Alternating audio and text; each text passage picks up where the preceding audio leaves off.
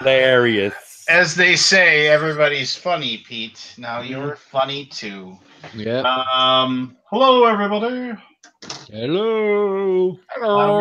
We're live on this beautiful June day. As of right now, I am within 15 miles of our president because he is visiting Fargo, North Dakota right now. He was come here to the skyline? Greenville last week. He was not like 15 miles. He was like 35 miles from where I am at. Yeah, I saw Air Force One and like flying overhead, and so first president to visit since, and this is, I'm going completely political neutral here. I don't care what your opinion is one way or the other. I think he sucks, but anyway. First president since George Bush Sr. Visited on the campaign trail many a year ago. So, but he's here because we have a Democratic governor, and he's here to help campaign for the Republican going after her spot. So I listened to him on the radio for a good like 10 minutes, and that's all I'll say about that. So, but I thought that was kind of cool. It was just kind of like that, and also like there was like a big to do with there was a plane that was doing the skywriting, just basically circles, and they must have dropped people like parachuters, because there are also people in the middle that were like coming down who had the trails behind them, and so there must have been like some sort of like demonstration or whatever, for the event, which I guess neat. So, but I was able to point that out to my children, and they thought it was cool. So I guess I got that out of the deal. But yeah, other than that, let's see, what can we talk about tonight? I'm tired. I mean, I'm not that that's something to talk about, but I am. I don't know what the deal is. I know a lot of it has to do with the fact that I stayed up super late working on videos and stuff the other day, and I haven't caught up on that sleep yet. So that's not helping. Hence the like fourth energy drink that I've had. Mm-hmm. But yeah. Take it away, Anthony. What's going on in your world? What's going on in my world? Well, I got a promotion at work I wasn't expecting. Woo! Promotion! Woo! I actually was off work that day attending my son's 5th grade moving up ceremony, and I got a call. Off work! Woo! I got a call from a number at the office I didn't recognize at first. Woo! A call! Woo! I'm like, it's not that exciting. I'm like, who the hell's calling me? And it was my director calling me to offer me another job. So, woo! Offer another job. Then I bought another house. Woo! Bought another house. The house looks beautiful. It does. It does. It's good. It's good to own land. Mm-hmm. Yeah, now I just have to sell this one. Well, that's the hard part. It's easy to find a house. It's hard to sell. Is the purchase a contingency of sale or nope? All right. So how big is the lot, Anthony? It looked pretty large in the photo. Mm-hmm. The house is on 1.5 acres. Nice. So the original house that we had put an offer on that the bank was jerking me around was on 5 acres of land. That had its own pond. This one has a lake that bank jerking you around. Woo! We have access to. Lance, enough. Woo! Enough. Woo! He's cracked on energy drinks. We should stay on until they wear out. It's probably fall asleep. It's probably a combination of energy drinks and paint fumes. Mm-hmm. I am in a well-ventilated basement. Woo! Well-ventilated basement. So what else is going on? Oh, we're close to signing our first games. Mm-hmm. Woo! Signing first games. Woo! To unfriending Lance. Oh, Woo! Unfriending Lance. Woo! Yay! Woo! I'll jump in on that one. oh, you sons of what was I gonna say? There was something. Hey, you actually made me think of something when you were telling your story that I interrupted over and over again. Woo! Interrupted. Woo! Interrupting. Yeah. No, so whenever I call somebody cold, like I know that like it's gonna be a weird number, and I know it's like maybe they're not gonna recognize it or whatever. I try to give them the assist by saying, "Hi, this is Lance from Tasty Minstrel Games," or whatever, just so they know I'm trying. And then I say, "I'm trying to reach blank," and and I understand that like there's people like bill collectors and stuff like that who purposely don't do that because they want to catch people. They want to like catch you as far as like oh yeah, this is so and so. Oh well, you owe me $8,000. They want to do that.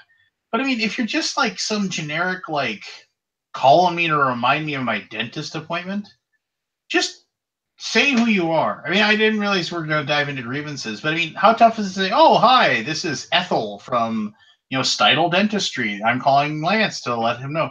No, they always call. It's like, "Is this Lance?" They always say that because they're not allowed to. They're not allowed to say who they are. No, because that's personal identifiable information about your. That's why they'll call if you're like a bill or you're late on your bill paying for like, even a day. You'll get the "Hi, I have an important business matter to discuss with you from Citibank. Please call," and you'll get maybe from Citibank, or you'll get nothing because they're not allowed because they can't assume that you are the only one who hears that message. Well, dang it. It drives me crazy, though. I just hate it. I just, because it's always, and I don't want to say anything about, like, I mean, it's always like, is this Lance? Who's calling? That's all I ask. It's just like, who is this? Just like, I don't know. It just bugs me. I guess that makes sense because, like, I remember, like, I had a buddy he just would always not pay his cell phone bill. And so, like, you'd call him, and instead of saying, like, the cell phone has been disconnected, it was like,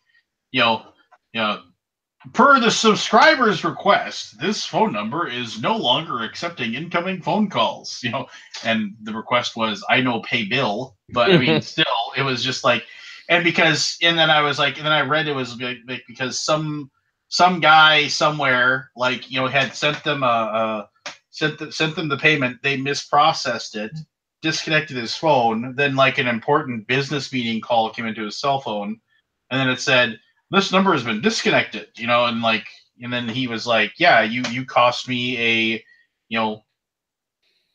$250,000 contract because they didn't want to do business with somebody that they thought couldn't pay their bills, whereas you're the one that screwed up." And they end to sell out of court, for an undisclosed amount of money. So then, like, of course, it got changed to, well, what we have now, per the subscriber's request.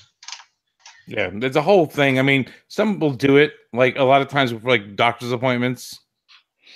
You'll get like the automated thing that says, at least here you do, and it's like, "We are calling from Hartford Medical Center to confirm tomorrow's appointment for," and then it inserts the name like for your embarrassing anal. No, this is Anthony Ricano.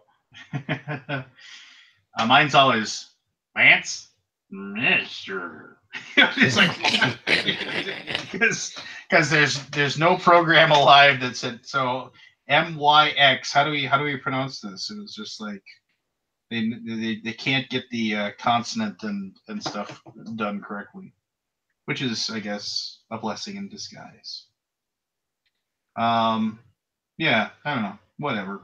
It is, as they say, what it is.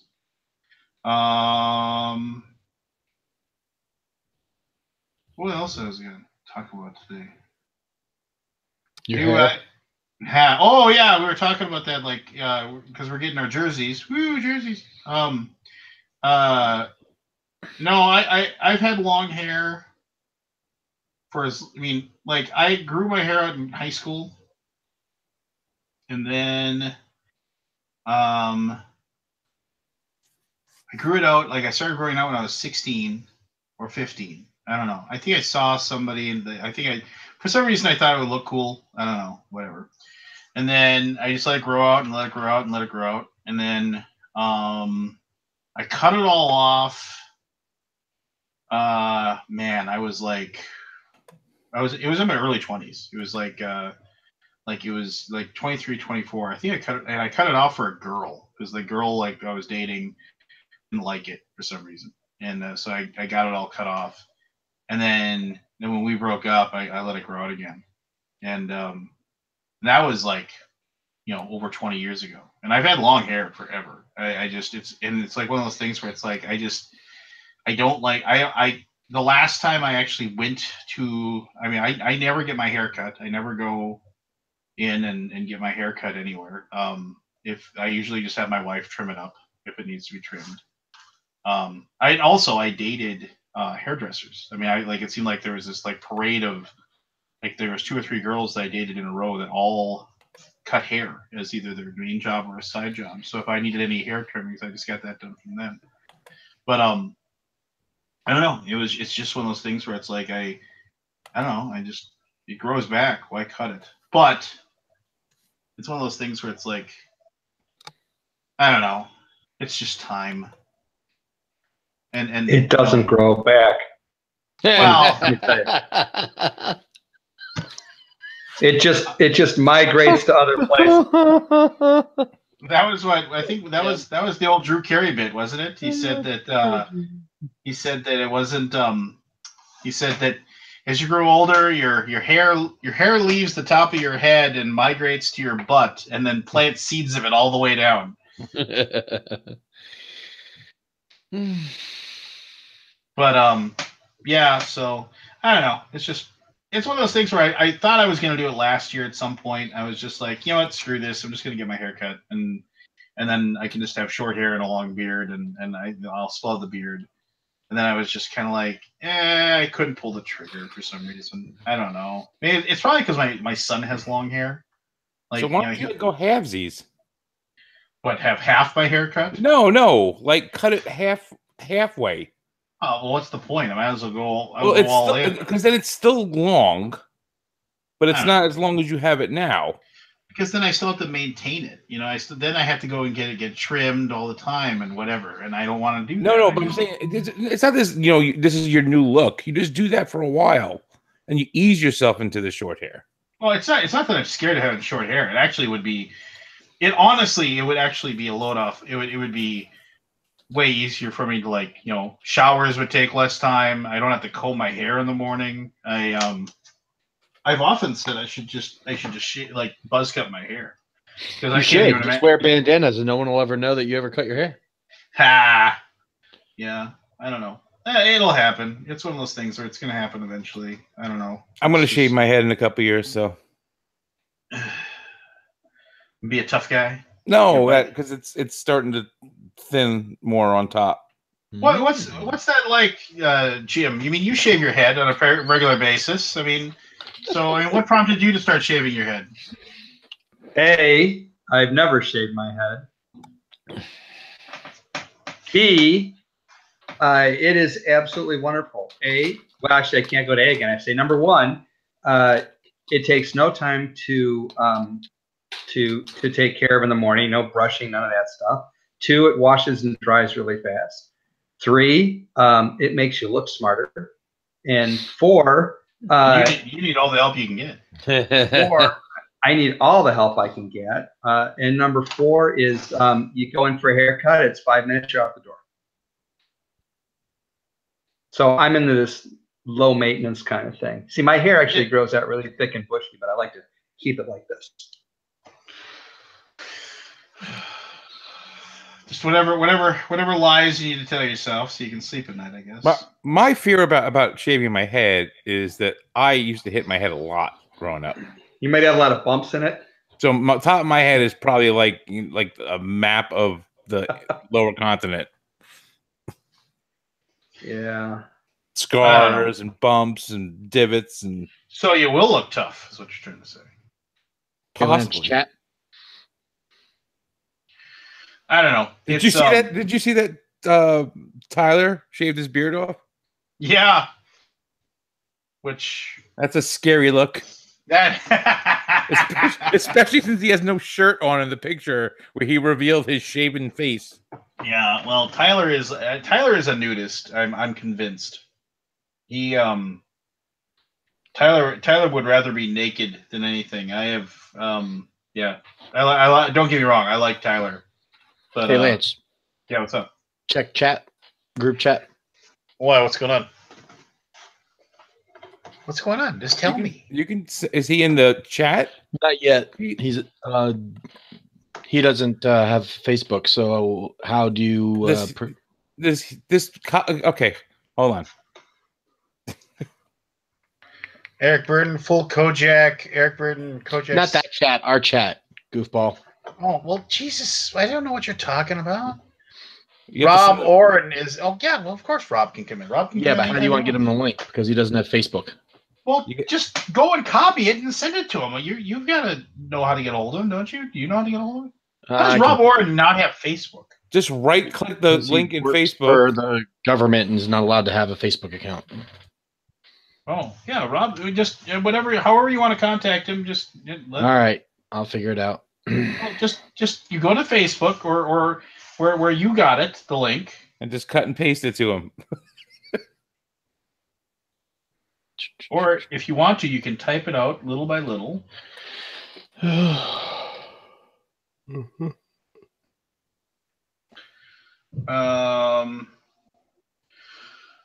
What was I gonna? Oh, I simple greened some minis last night. In about a day or two, these will be good to go. I'll be able to scrub off the old paint. I'm looking forward to it. And then I'll be able to repaint them, rebase them. Age of Sigmar 2.0 comes out on Saturday. I'm excited. I just can't hide it. I'm about to lose control.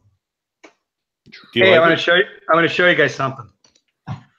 And don't take off your Get your pants on. Jeff. Can you see Yeah. this? This is a playmat. He's Looks like showing us his wood. What is this? This is a playmat I had made for a new game I'm designing. Came out pretty spectacular, I thought, didn't it? Doesn't it look beautiful? That's very nice. yeah, Jeez. looks good. What happened to your arm though? Looks like you broke it, patting yourself in the back. So I found this place online to make these things. just I love how Jim is so just conditioned. He just skips past any attempt that I have of. Anyway, go ahead. I'm married and I have teenagers and 20-year-olds. I can ignore things at will. So anyway, I found this place online. Thursday night last week, I put in the order and uploaded my file at about 10:30 at night. Friday afternoon, I got the notice that it shipped, and it showed up on Monday. That's pretty slick. It was incredibly fast. What did that guy run you? $45, including shipping. That's not bad. No, it's 24 by 28. American dollars. Yeah, so I looked around for a while for a 24 by 24, and I could get those made, but I had to buy 25 of them. So it turns out that 24 by 28 is a standard size. So put a few inches on either side, and it was beautiful. That's what she said. Ah! Which I wouldn't know. She never said it to me. Surprise. Well, All yeah. right, that's my contribution for the evening. No, that looks super cool, dude. I mean, that's the industry standards, the size you just referenced. There are several sizes, but this is one of the ones that pops up on multiple websites as a standard size. Gotcha. It's like 14 by 24 and 14 by 18 and other stuff, but I needed something larger. That's what she said. Again, I wouldn't know. I've never heard that before. Well, she doesn't want to hurt your feelings. True that. Like I said, I'm married with teenagers. I have no feelings anymore. That is Oh, also a true statement. let's all shed a tear for Jim with his. Let's not say we did. Who's got the echo now? Somebody's got an echo. Anyway, who cares? So I played. There's a couple games on Kickstarter that I did videos for. I normally try to stay away from plugs, but if you are looking for if you enjoy dice drafting, and you want to look for something that like you can play with your family, go check out Rec Raiders. It is a light Euro game. There's sharks in it. Pete. I already backed it. Okay. Where you roll dice, and then when you grab a die, you get to place one of your divers on these wrecks and collect treasures and go beachcombing and collect stuff. And you get to make aquariums that you can have sharks in, stuff like that. Made by our friends Helena and John or Josh. I'm sorry, Capel. That like Kids to Board Games or something. I forget what their company is called. I'm sure Anthony will remember it and tell me. But very, very fun game. I would recommend it. It definitely it's got a lighter feel to it, if you will. Yeah, as soon as they unlocked the stretch goal with the free shark expansion, I backed it. Free shark expansion, woo! Yeah. So, and then What's it called? Rec Raiders. WRECKRAIDERS. And then the other game that I recently reviewed and uploaded a video for. I did a Viking game called Viking Jarl, which is a pretty good like a Euro / kind of simulation of being a Viking, and you can get points by exploring or raiding or trading.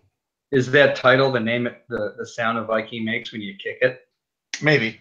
You have to kick me and find out. But why can't I think of the other name of the game? Dang it. If you like 2-player games, back Getaway Driver. It's got a ton of it's smashed through its stretch goals. But if you want to play like a kind of a very, very like cinematic feeling, like of like the Getaway Driver, like the one person's driving the car to escape, and the other person is handling the police chase, and you're going head to head. That is a really, really clever game. Hold on. I have to let everybody know. If you missed out on the first Kickstarter for Erotic Adventures, Erotic Encore had just launched today. We haven't done that forever. We haven't gone through bad Kickstarters on Kickstarters forever. Boot it up. Thank you, Anthony. I was wondering what we're going to talk about tonight. And the original Kickstarter for Erotic Adventures was a success. All right, I'm on a roll. I'm on a roll. You're on a roll, but just take a deep breath. Let's let our live audience, all ones of them. All 20. We have 20 people watching us right now. Oh, well, sweet. So let's let them all go to their Kickstarter on their computer. And we're going to hit explore, right? We hit explore, and we go down to games. Not the first games, go to the second games. And this is for those of you who are listening to this after the fact, if you have a computer in front of you, so you can follow along. And then you click on tabletop games. And Anthony, tell us, how are we going to sort these today so everybody can follow along? Well, we can. I'm going to do this one. This is the newest one.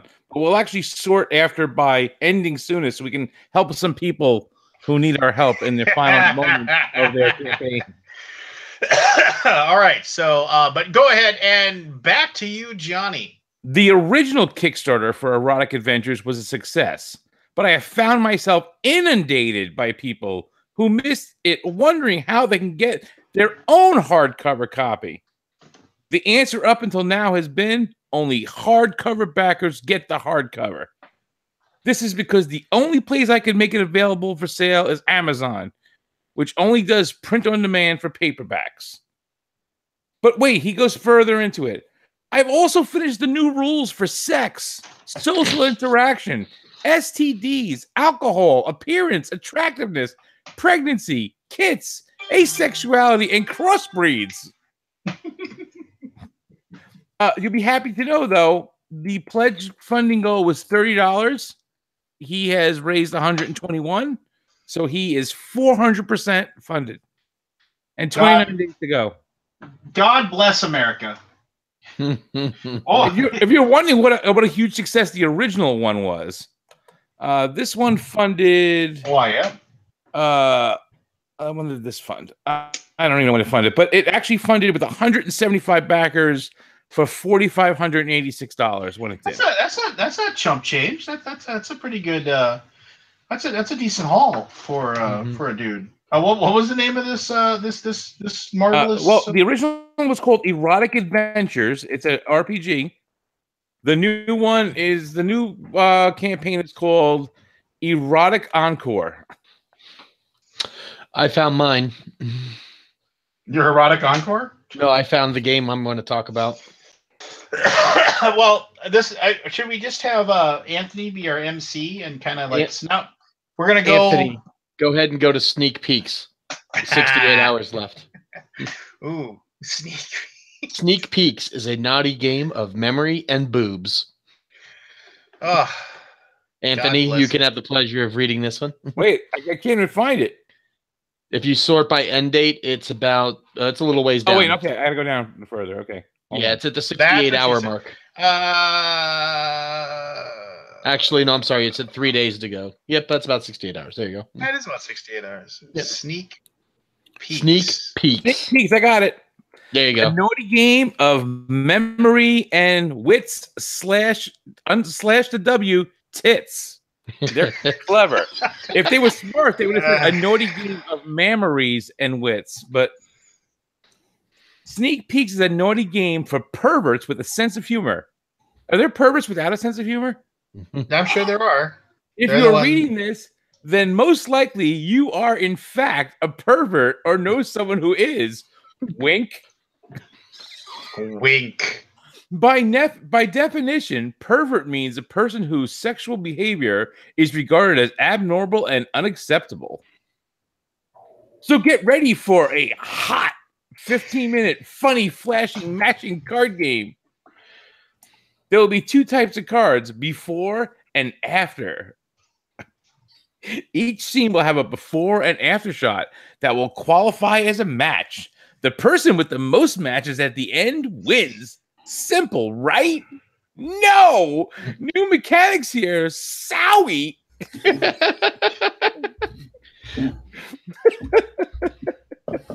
There's a total of 50 cards, 101 boobs. With options to grow depending on the amount we raise here on Kickstarter. Keep reading to find out more about stretch goals that will make this game better for all. If you are a retailer, please contact directly. Please note, we do not plan to reproduce this game, so quantities after Kickstarter will be limited. Why wouldn't they reproduce it? Yeah, I can only guess why. Where is the XXX content? Check out our update section for more in-depth look at our game, as well as updated content to be released as the campaign continues. Wow. They're making money. That's a doozy right there. So basically, it's memory with cartoon nakedness. Basically, yes. Yes, someone and capitalizing off the of picture is zoomed in. One is zoomed in and one isn't. That's the trick. It's not an exact match, but it is. Hey, Rob. Oh, I couldn't match it because her boobs were bigger. They were closer to the camera. Hey, Rob, you made it just in time. Yeah. Well, yeah, I walked right in on the whole boob thing, so I guess I'm doing all right. Yeah. We were going through bad Kickstarters that are currently on Kickstarter. My entire life has revolved around walking in on the boob thing. I'll let Rob, in case people don't know who Rob is, I'll let him introduce himself quickly. But I would just like to point out that in the picture behind Rob's right shoulder, you will notice that his arm is as big as that baby. That is the little baby legend. That is my grandson, actually. Oh, in all his glory. What is his name? His name's Hudson. He is actually he's 3 now, and we got baby Lily due. I believe in about 2 weeks. Believe it or not. Wow. So that's a little exciting. Time flies, huh, brother? Oh God, it flies too much. Boy, Pete, you're looking great. Last time I seen a look like that, I was at the post office. I'm telling you. But I get it. Post office, the wanted pages. Yeah. Hey, is this on? Yeah. In the back. Stick to your day job. What is the? It's like the 7 o'clock show is nothing like the 9 o'clock show. Well, not for anything. This has been what, about 1.5 years coming. I just can never get up because I'm so damn old. Well, there you go. So, Rob, tell in case people don't know of your channel and what you do, just give them a little bit of a background, and then you can just dive in with what we're doing here.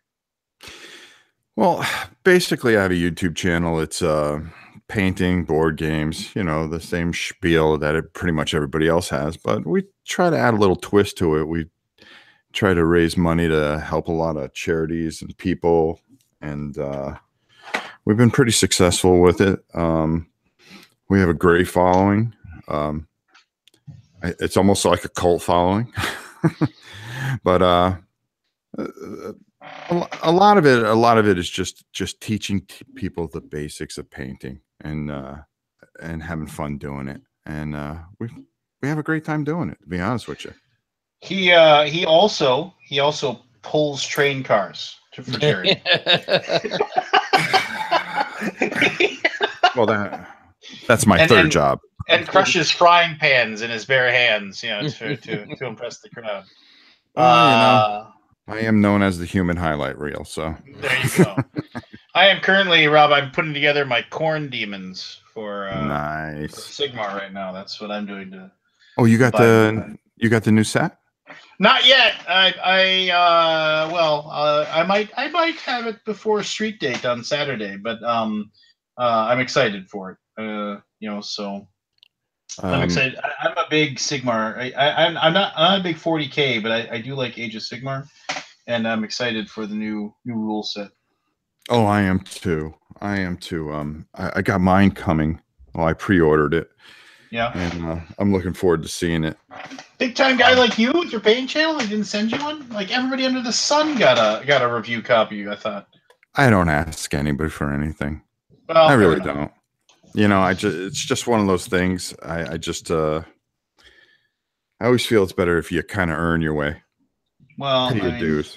With the amount of stuff that you do for the hobby, I would say you had. But regardless, well, whatever. Good on you. Good on you for pay it money. Well, I would say a few things, but I promised Pete I was going to be good. I got you on speed dial. I know. All right, so right here, actually. Speaking of which, that's from Shadows of Brimstone. Have you ever given it a go? Oh, I haven't painted. I'm always worried that I'll ruin them, with my painting job. So, with like games like Shadows of Brimstone, which is a fabulous game, it's never ending. Yeah, it's one of those things where it's like, I just don't want my crummy paint job to detract from the gameplay. So, and then it's just like I'm so sporadic with how much time I get to paint and whatever that I'd hate to then you have half of half of the things painted, and I don't know. It's like you said, it's never ending with painting figs. It's like you just have to you need to say, okay, lock me in a room with all my stuff for a week, and I don't get to come out until it's all done. Well, I actually have 4 games I'm working on, and hold on. I'll just turn around here for a second.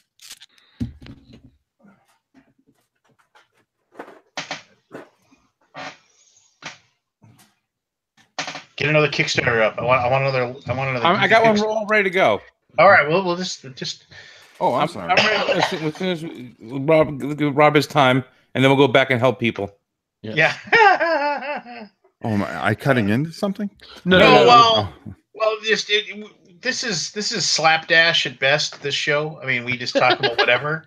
But one of the things that we do, and we haven't done it in a long time, is we go on to. I mean, it's we're not trying to be mean spirited, but we go on to Kickstarter. We go to like Kickstarters that have like that aren't going to fund. They're like sitting at 16% with like 7 hours to go, and then we kind of go through them and like try to talk about them a little bit, but also just to like say what went wrong, kind of thing. So there you go. That's when you walked in on the boob thing, Rob. Yeah. Oh. That one's winning. So you know that's winning. Pete broke the rules with that one. Yeah. But and for that matter, Erotic Encore is also winning. I mean, $121 of their $30 goal. So 400% funded. He's got to change the funded in 2 minutes. 400% funded.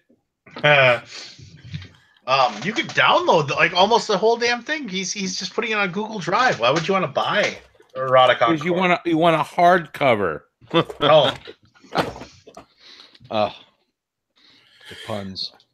I should keep my mouth shut and I'll just hold up.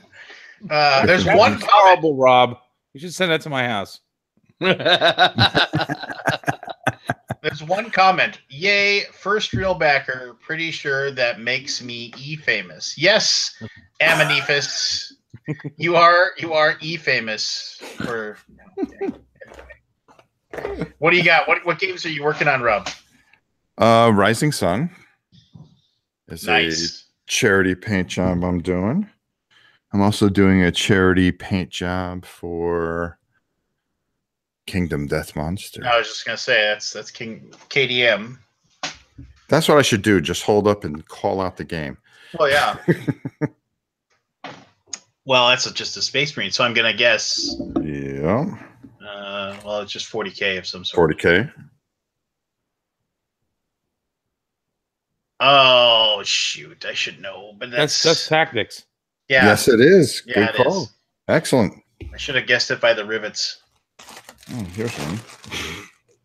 God, I paint way too much. I'm going to have to quit this. You won't. Hold on. Lance, click on these things on the screen. Yeah, it's on the screen. You shut your mouth.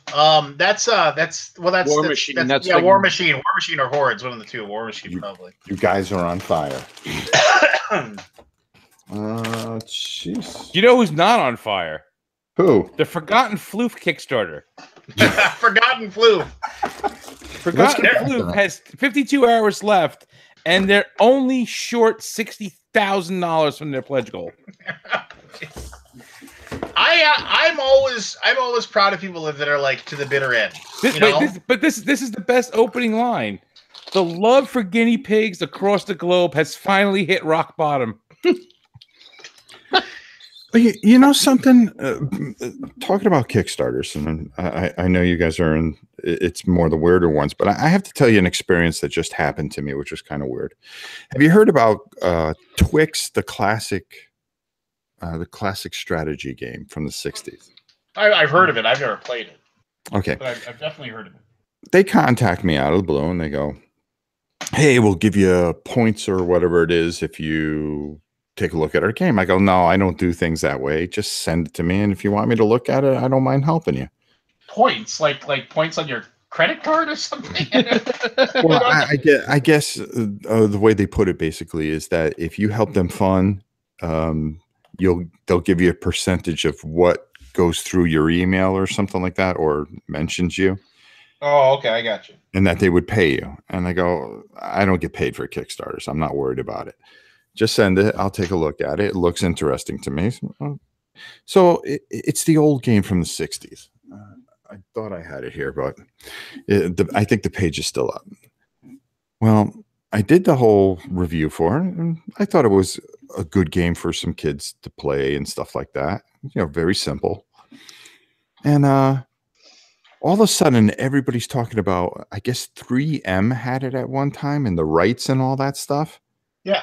And people were like losing their mind because they got the rights, and they're just screaming and yelling over it. And I go, listen, I just looked at the game. I'm not I have nothing to do with the rights or anything like that.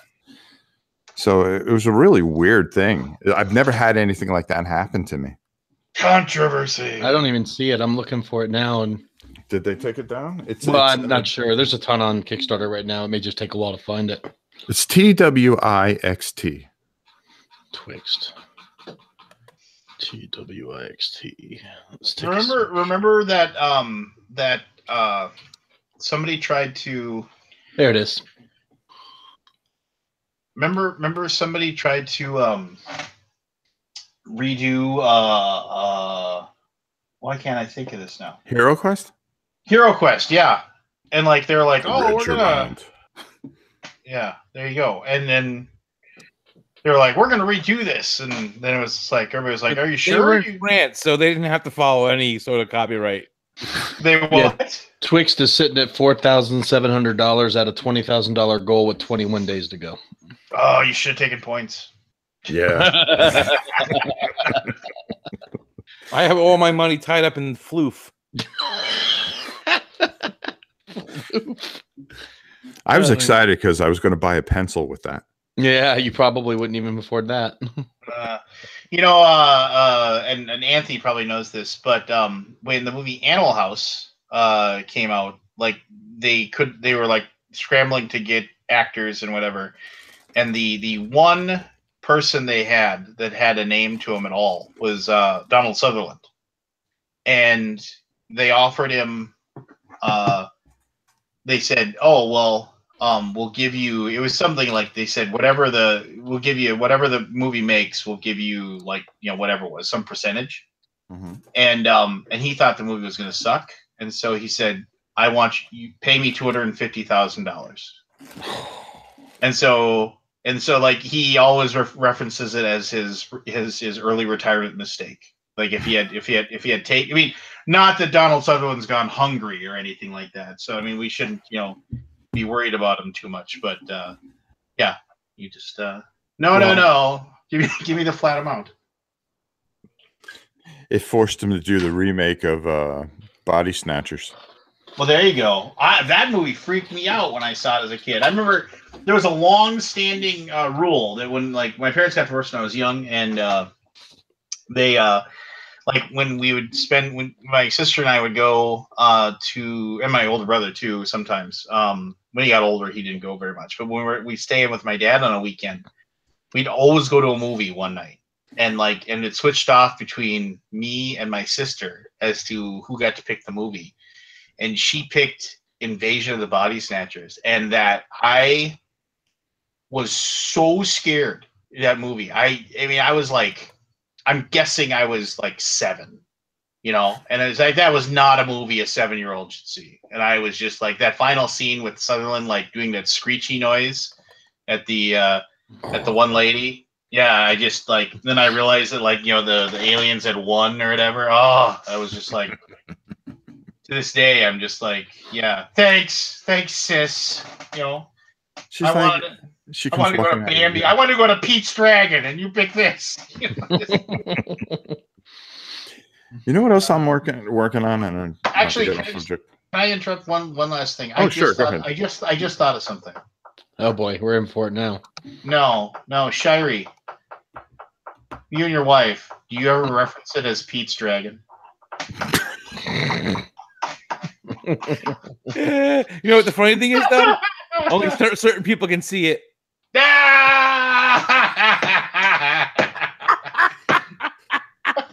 Right. It's animated. It should have said Pete's Dragon. It should have said Pete's Dragon. It's animated in purple.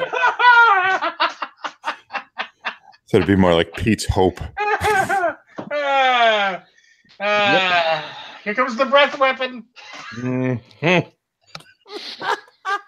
It's got little wings on it. My wife is the only one that has to see it. Why have I not thought of this before this moment? Well, Quick, get his jersey changed. I know. No, the jersey is not getting changed. Does it hide it in a cave? Yes. Yes, it does. What's its treasure type? Mm. Hey, I would like to say, if I could, just for a moment, the Erotic Encore book. You were talking. You can download two things. You can download backgrounds and subclasses to kind of give yourself an idea of how the game is played. And so here are the subclasses, like the subclasses are like, the Barbarian, the Path of the Wild, the Bard, College of Erotic Poetry, things like that. Kind of Cleric, Lust Domain, like Druid, the Circle of Life. So we have the Erotic Mage, Wizard. So kind of weird and whatever stuff. But then like the backgrounds for each possible character. So I'm just going to go on the list, and this is perfect. So we have Courtesan, Diamond Agent. I have no idea what that is. Eunuch, follower of Aeluros, which must be some god of some type. Father of Lacania, once again. Midwife, and of course, everybody's favorite background, whore. Oh, jeez. Who wrote that? Norm Macdonald? It should have been, but I'm looking at it right now. Let's read about it. Like a courtesan, your trade is sex. But unlike a courtesan, you cater to the lower class. You frequent taverns and markets, advertising your trade with bare skin and seductive smiles. You'll give anyone a for the right price. But you might have an STD or two. You might get a noble client once in a while from those who the courtesans have blacklisted, or who have interests a courtesan might be reluctant to indulge. In some places, your profession may very well be illegal, or at least frowned upon by the moral guardians. If so, why did you go into whoring? Are you somehow unsuited for any other work? Are you uncommonly beautiful? Or were you not given a choice? In most places, though, a whore is just another professional. The same as a potter or a weaver. Either way, for some reason, you packed up and took to the road. Maybe you quit, maybe you didn't. Either way, you still have a talent for sex. Beautiful, Lance. That's beautiful. No, I'm just reading it. I'm not the author. That's one of those things that like someone who does like a really good like Sir John Gielgud impression should narrate like the audiobook. So here's this. You start with the skill proficiencies of sex insight. You start with the a sex toy kit and 3 fetish kits of your choice. Oh God. Is there a saving throw against Pete's Dragon? Other equipment include a piece of jewelry forgotten by a client, 50 feet of silk rope, and a belt pouch containing 15 gold pieces. You also start with the feat of Know the Fetish. You are skilled at getting people to confess their darkest desires. In a short conversation, you can get someone you are already going to have sex with and to tell easily you convert it their into cash. or fetishes, even if they've never told anyone before, or if they're in denial about it. Does she hang with a healer that carries penicillin? Yeah. She will need one. Kudos to this guy. Yeah, he's a creator. He's something.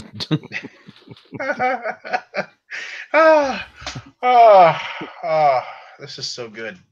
Yeah, so there we go.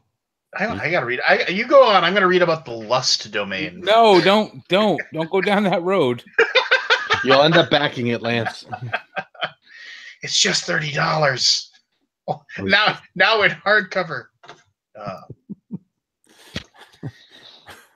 So dumb. So dumb. $30 a month. Yeah, it's monthly.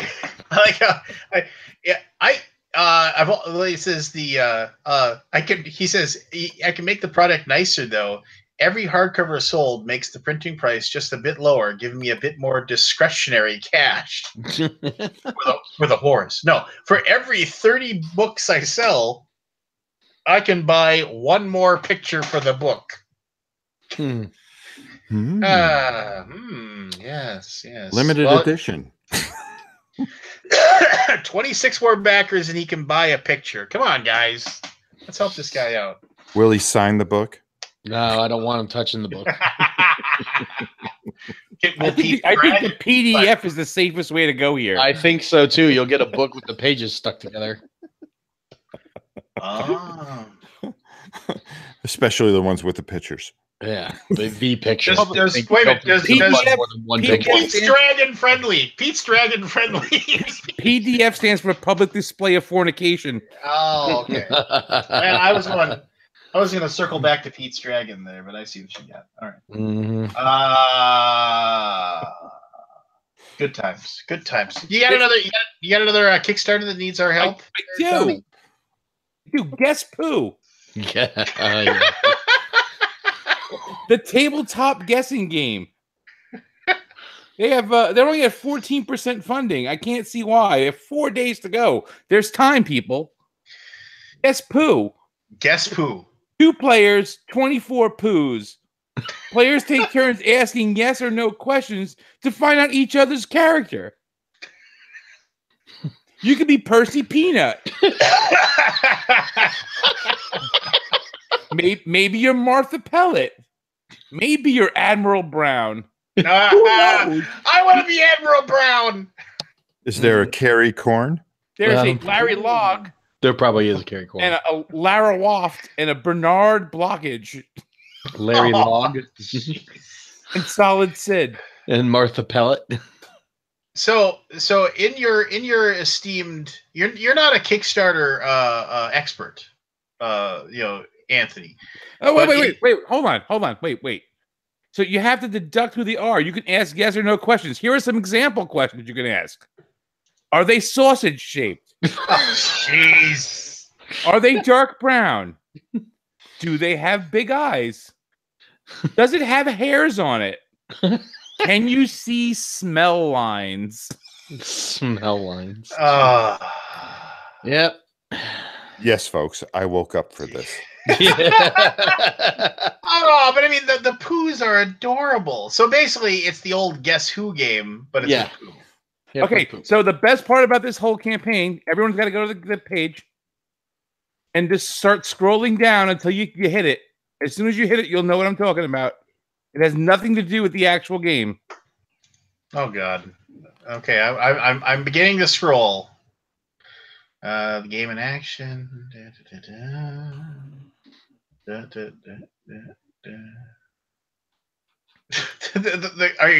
we referencing the crayon drawing? No, keep going. Keep going. Okay, I'm going. Make a splash. Back our game. The Jim, James, and Jane. Yes, that picture. That looks like they are a Peter, Paul, and Mary cover band. If I had a hammer, I'd hammer in the morning, I'd hammer in the evening. I'm going to say right now that if this fails, funded this.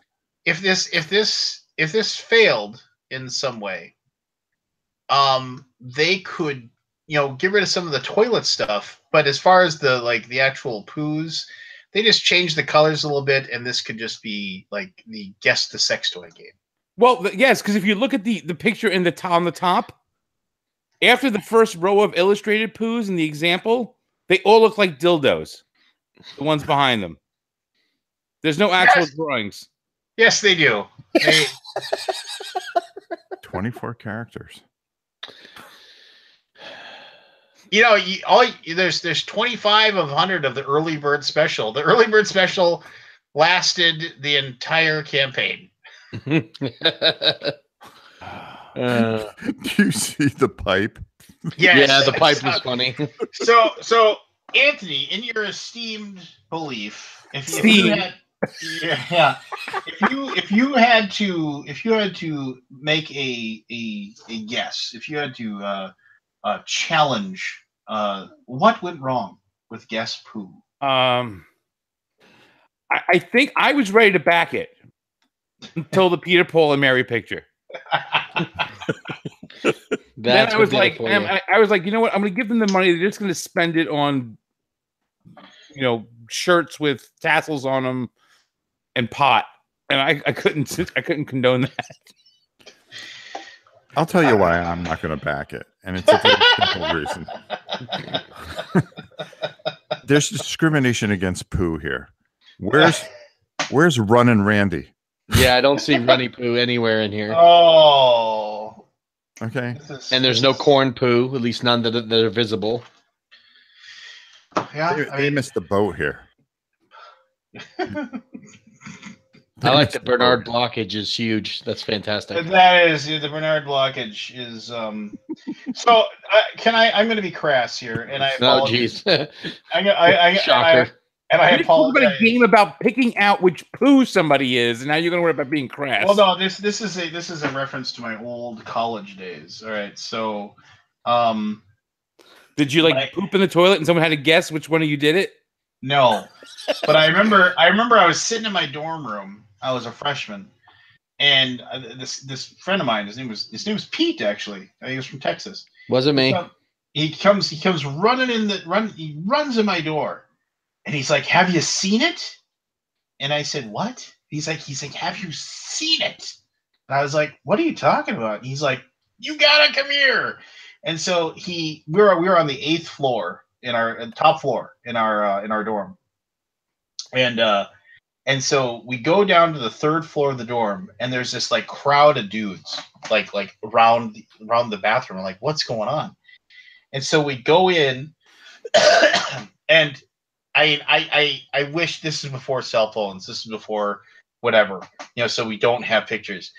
But there was like the most immense leaving in a toilet that I've ever seen. I mean, it was like somebody. It was like one of those things where it's like it can't be that big. You go and you look at it again. You're like, yeah, it was. And you don't. And you're like talking about it. You're like, no, it couldn't. I mean, it was coiled around, and it was just, and there was no toilet paper in the back in the toilet either. meaning that the guy, whoever did it, dropped the deuce, realized that they had created a work of art, and got up and gone to another stall to wipe, and because they hadn't flushed, and it was just. And it was like, and I remember like people were putting like pencils next to it, so they were taking Polaroids. That's how old I'm going, like instant camera kind of thing. If only there was Instagram. Oh yeah. I mean, it's like they should have sent a poet, because there's no one to describe it. But yeah, it was. I haven't thought about that giant thing in a long, long time. It was absolutely ridiculous. It was. Work of art, really, if we want to be fair. I promise you this campaign has done one thing for me. I'm going to turn around and look every time to see if any of them wear those hats. That's their next game. It comes with little hats, and you have to swallow them. And I can see it now. It's a dexterity game. Oh, captain's hat. See, what I wonder is that, okay, so they have this idea. It's like, oh, okay, we're gonna make this, and it's gonna be, and then so they're looking at it now, and they know it's not gonna fund. They're not, unless nobody's stepping in with a $10,000. What is the goal? 9,000. They must be like Canadian or something. And I don't say that because it's like a weird dollar amount. So it's pounds. They're British. So so they're looking at it and they have to know. It's like, okay, it's not going to happen.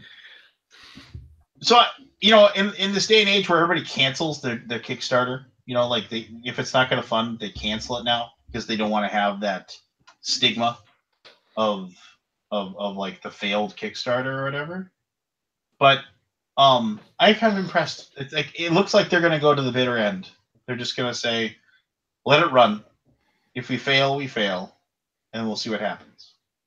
So kudos to them. Can you imagine that conversation though? Where did we go wrong? Is this really a shitty product? Oh, all right. I'm gonna bet $5 right now. $5 American dollars. That whenever this thing ends, whether they decide to pull the plug or not, the update they post after that starts with the words, "We'll be back." Well, or like the "Don't worry, we'll be back," or shit happens, we'll be back. Ooh. See, there's all kinds of possibilities here. This game looks horrible, and yeah, no, yeah, it does. Yeah. They should have got together with the sneak peeks people. I just don't think there was enough art to sell it. No. I'll say this: one of the things that I really detest about running a Kickstarter is, especially if you're successful, is how like as soon like when Gentis like started getting like it started hitting its stride, and people were like, holy cow, we were making money on that. One of the things that really stinks is that you get like you get all these people are like, oh, hey, how about we cross promote, and they're just like, yeah, you can, you say our thing's great, we'll say your thing's great, and it's like you're looking at it's like we don't need you to say our thing's great. It's like it's obvious that we're doing just fine without your help. It's like you're just trying to, I don't know, ride on our success at this point. I don't know. That's what kind of drives me crazy. That and like the repeated emails from like where we very specifically state how our retail level will go, and then there's always people saying, oh well, hey, do it this way instead. It's like, no, this is how we're going to handle retail pledges, and but I'm pretty sure you can do it this way. What is everybody laughing about? Did you read the comments? About from what? From this game. Such a shame this isn't going to make it. I think there are things that developers could do to improve the campaign for the next time. Video playthroughs. Video playthroughs, yeah. More updates during the campaign. First of all, you have to have backers to have updates. The plumbing schematic everybody should use. Hey, all right. I may buy a copy of this game, and unfortunately, it's not going to be here in time for Saturday for my own home inspection. But the home inspection game could use your help. Oh no! They got 12 days to go. Their funding goal is $15,024. They're currently sitting at they're close. They're at $91 right now.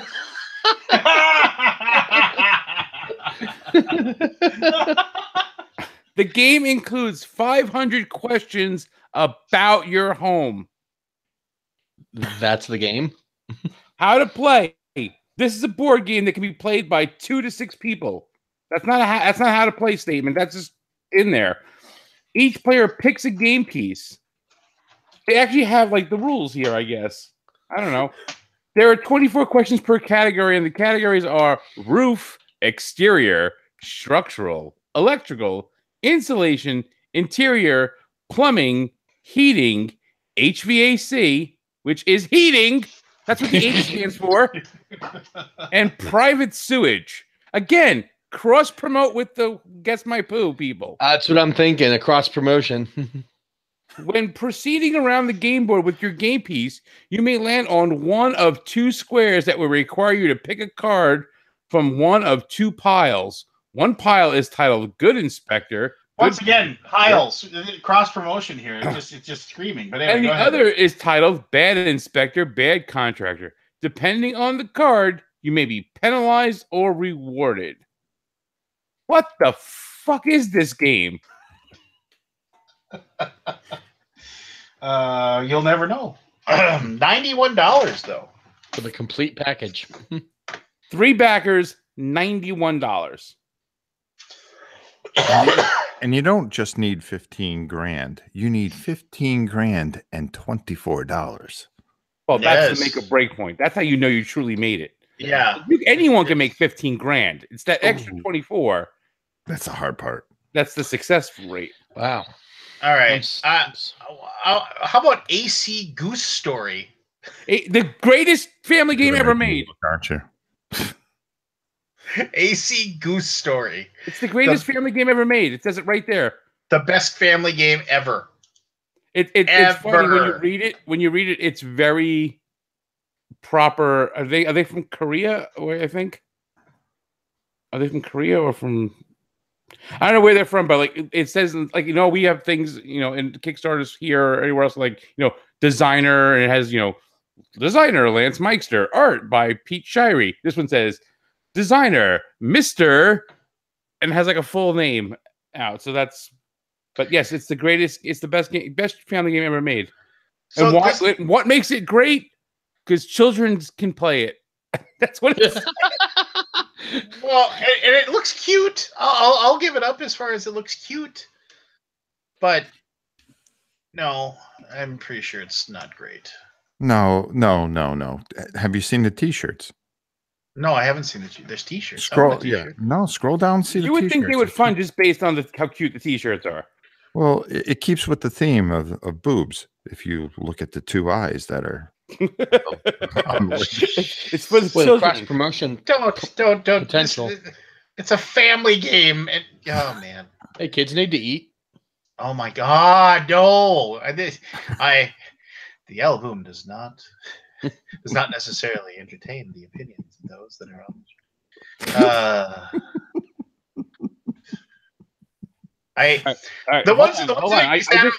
I just finished reading the entire erotic book. I need to have a cigarette. I'll be right back. Speed Cross needs $40,000 with 6 days to go. They've got $45. Speed Cross. I always feel bad for these people, and I don't know. I always just but oh God, oh man, okay, all right, I'm gonna just stop here because so the guy who's doing Speed Cross, all right, so this is Speed Cross by David L. Phillips. Mm-hmm. He's created before this one, he's created 2 other he's created 2 other projects. One, Operation Encore, music by military veterans. Looks like it. He had a pledge of $17,000. Had 298 backers. Looks like he made his goal was 15K. So it looks like he was able to. This was back in 2016, so I can only assume that there's no comments. So I can only assume people got their stuff. Because if they didn't, they'd be upset. But his failed one before this was Just Another School Shooting, a documentary that needed $35,000 to get off the ground, and he at this point now has $233. Wow. Woo. So, yeah. So, whatever. Kickstarter has created and finalized many dreams for many people, which is good. But it also does allow anybody to do or try to create anything within reason. Obviously, Kickstarter just doesn't allow certain stuff, but Paul wrote This game already exists in numerous forms. Check out Adlib crossword cubes or letter dice by Haba. Oh, that's And the then- one for Speed Cross. Yeah, Yes. yeah. And I thought it David- looked familiar. It looks like Scrabble. And David replied, Adlib, Bananagram, letter dice all have complex point systems or more complex rules. Our rules are pretty simple, 35 blocks, no numbers, and 3 minutes. We also have larger blocks so that a child can't choke on them. Amen. Well, I do like his text. Speedcross. This is our family game. Period. We have been playing it for years. Period. It's no apostrophe. Really fun. Period. Our mom is the best at it. Period. It's fun to play at parties. Period. Used to teach. Period. Exciting to compete with other players or beat your own time. Period. Great game to relax to and see what word combinations you can come up with. Period. There are so many grammatical errors in that paragraph.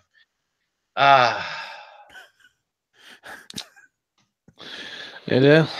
Now you know why he still only has $45. Well, I mean, but once again, I do feel bad. I feel because it's like they're like, all right, I'm going to make this game. I've been playing this game constantly with my family. We love this game. I'm going to share this game with the world. This is going to be awesome. I've got the people ready to create the blocks. I got my rules. Launch. I said launch. And then it just sits there and they stare at it for like ever. And like you just know it's like one of those things where it's like it's got to be. When did it launch? A while ago. Did it? We don't know how many days. He may have only done a 7-day campaign. Well, at least on June 4th, 2018. Okay, so yeah, he's been at it for 22 days, 23 days already.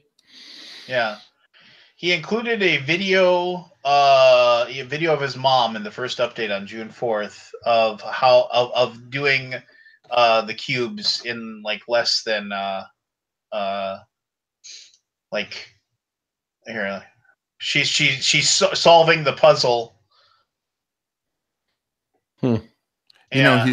He's really beating himself up because he's saying, man, we should have never launched the same time Guess the Pooh table game came out. That is true. You can't go up against the Pooh. You brought it back. We circled around. And you circled the wagons and brought it back. You certainly did. You're natural. I had to. I was born for this. I was born to make poo, baby. Paul. What's this one?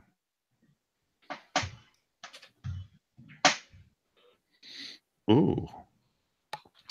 Yeah, I'm staying away from Kickstarter. Other than the Rec Raiders, I'm trying not to back anything for at least a couple months to recoup from my January, February. Well, like when all of the when everything major for the entire year hit. Yeah, Batman, Street Fighter, freaking Fireball Island, Dinosaur Island. It was a one after another gut punch to my wallet. Yeah, I mean, I might at some point be very sad that I didn't back like Batman or something like that, but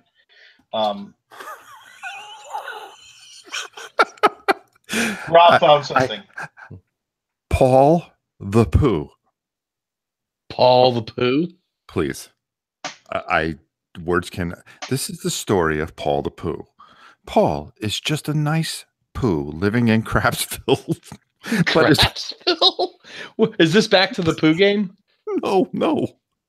Put in Paul the Pooh. Paul the Pooh. This is a game? I don't know what it is. I just saw it. I clicked on it. But his world is turned upside down when he starts school. Paul the Pooh. Heck yeah. Funded on June 30th. It funded. It funded.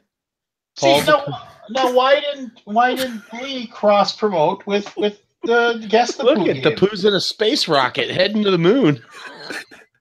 He's got a little top hat on. Oh no, no. Paul the Pooh goes to Uranus. See, it A writes book where a itself. rocket appears in Crapsville and takes one very brave Pooh to Uranus to meet the god of Poohs, the Bum. Here's a page from the new book. Dude, Anthony has to see this. You have to let Anthony talk about this. I'm shutting up. I'm going to type out my list. I'm back from Paul the Pooh. Paul the Pooh, please do your thing on Paul the Pooh. Okay, hold on. I gotta get there. I just walked in and I heard and I was still muted. Hold on. Oh, Paul the Pooh. Oh, I want a mug. Oh. Oh, they have a digital iPad version. Pooh. Oh, Welcome come to on. Crapsville. Paul I the want a Pooh, mug. it's awesome. Paul the Pooh t-shirt, Paul the Pooh coffee cup. This. Okay, wait. This is the story Copyright. of Paul the Pooh. Paul is just a nice Pooh living in Crapsville, but his world turns upside down when he starts school. Created by Ethan Peele. Who was created by Ethan? Go to the first stretch goal.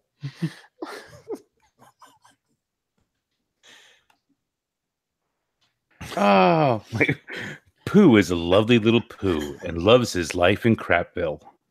But when he starts school, troubles start to appear, and he soon learns that being a Pooh on the outside is far worse than being a Pooh on the inside. He then does an amazing adventure to Uranus to find the god of the Poohs, the Bum. Finding out how all the Poohs have been made. Hey, he funded. He funded. Yeah. He's a winner. He has a grand total of 1, 2, Is there a late pledge? I wish. 8, 9 backers. 9 backers. No, 9. 18. Oh, 18 10. backers. Oh, please Which- like Paul the Pooh on Facebook. Hold on. Oh, there's a Facebook link. There's a Facebook page. Oh, And I'm then- there. Well, wait, page not found. Wait, what? Did they bring it down already? The page isn't available. Oh my Oh. god! Did they... I think this guy ripped this off. Man. He took his money and ran. He got his 146 pounds and left. I love it. This is Paul's mom, Mrs. Pooh. She is also a very important crap in Crapsville because is in charge of the big fan in the town. Her main role is to make sure that nobody hits the fan. I get it. Uh-huh. Anthony, if you can read the update, we'd really appreciate it. Hold on. Which one? The last one? Yeah. About the delay? This guy's British, right? Yeah. So sorry about the delay on the books, guys. It is in writing stage, but I have been very, very busy since recently I had a break from work.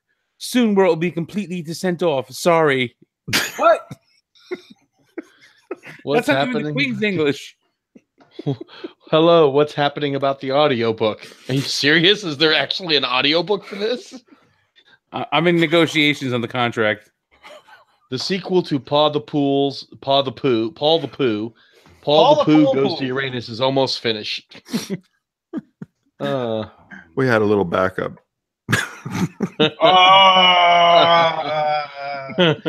Bazing. Wow. I can't wait to hear about the adventures in Crapsville.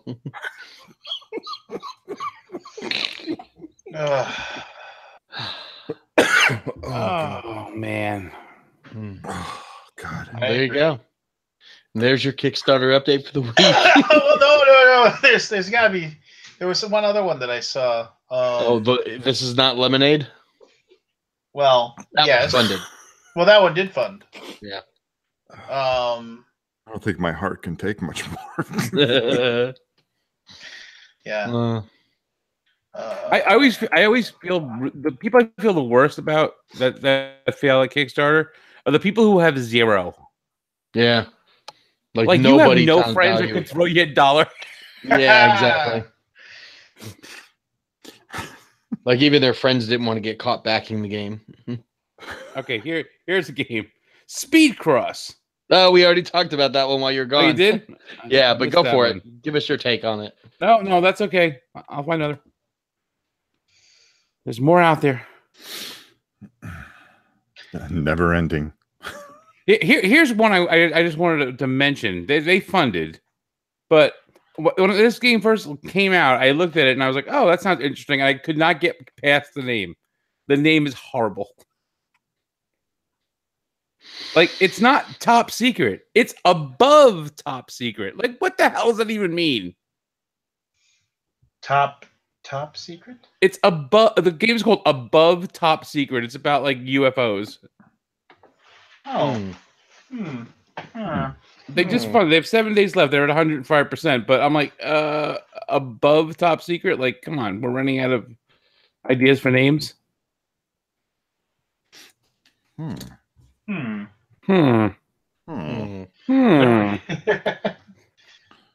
keep making Minecraft villager noises. And the guy looks like he's saying it too. You know, this is above top secret. It's double secret probation. Yeah, the ones with 0, it's just kind of like what happened there?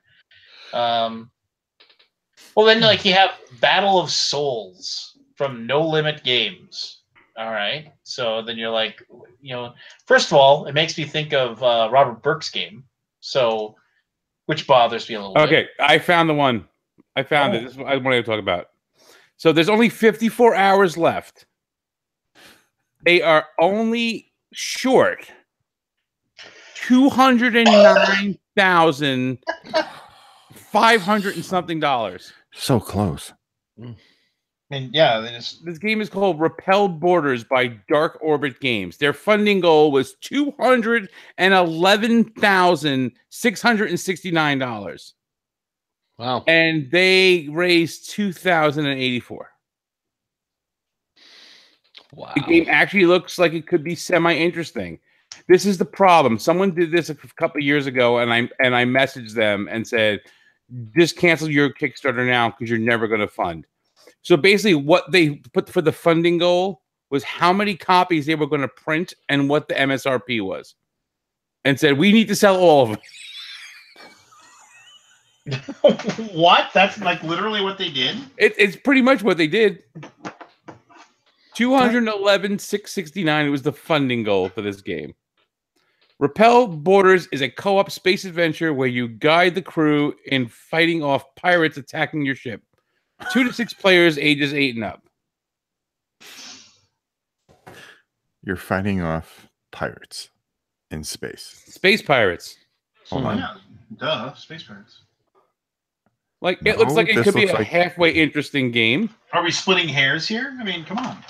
But literally, they put the funding goal at $211,000.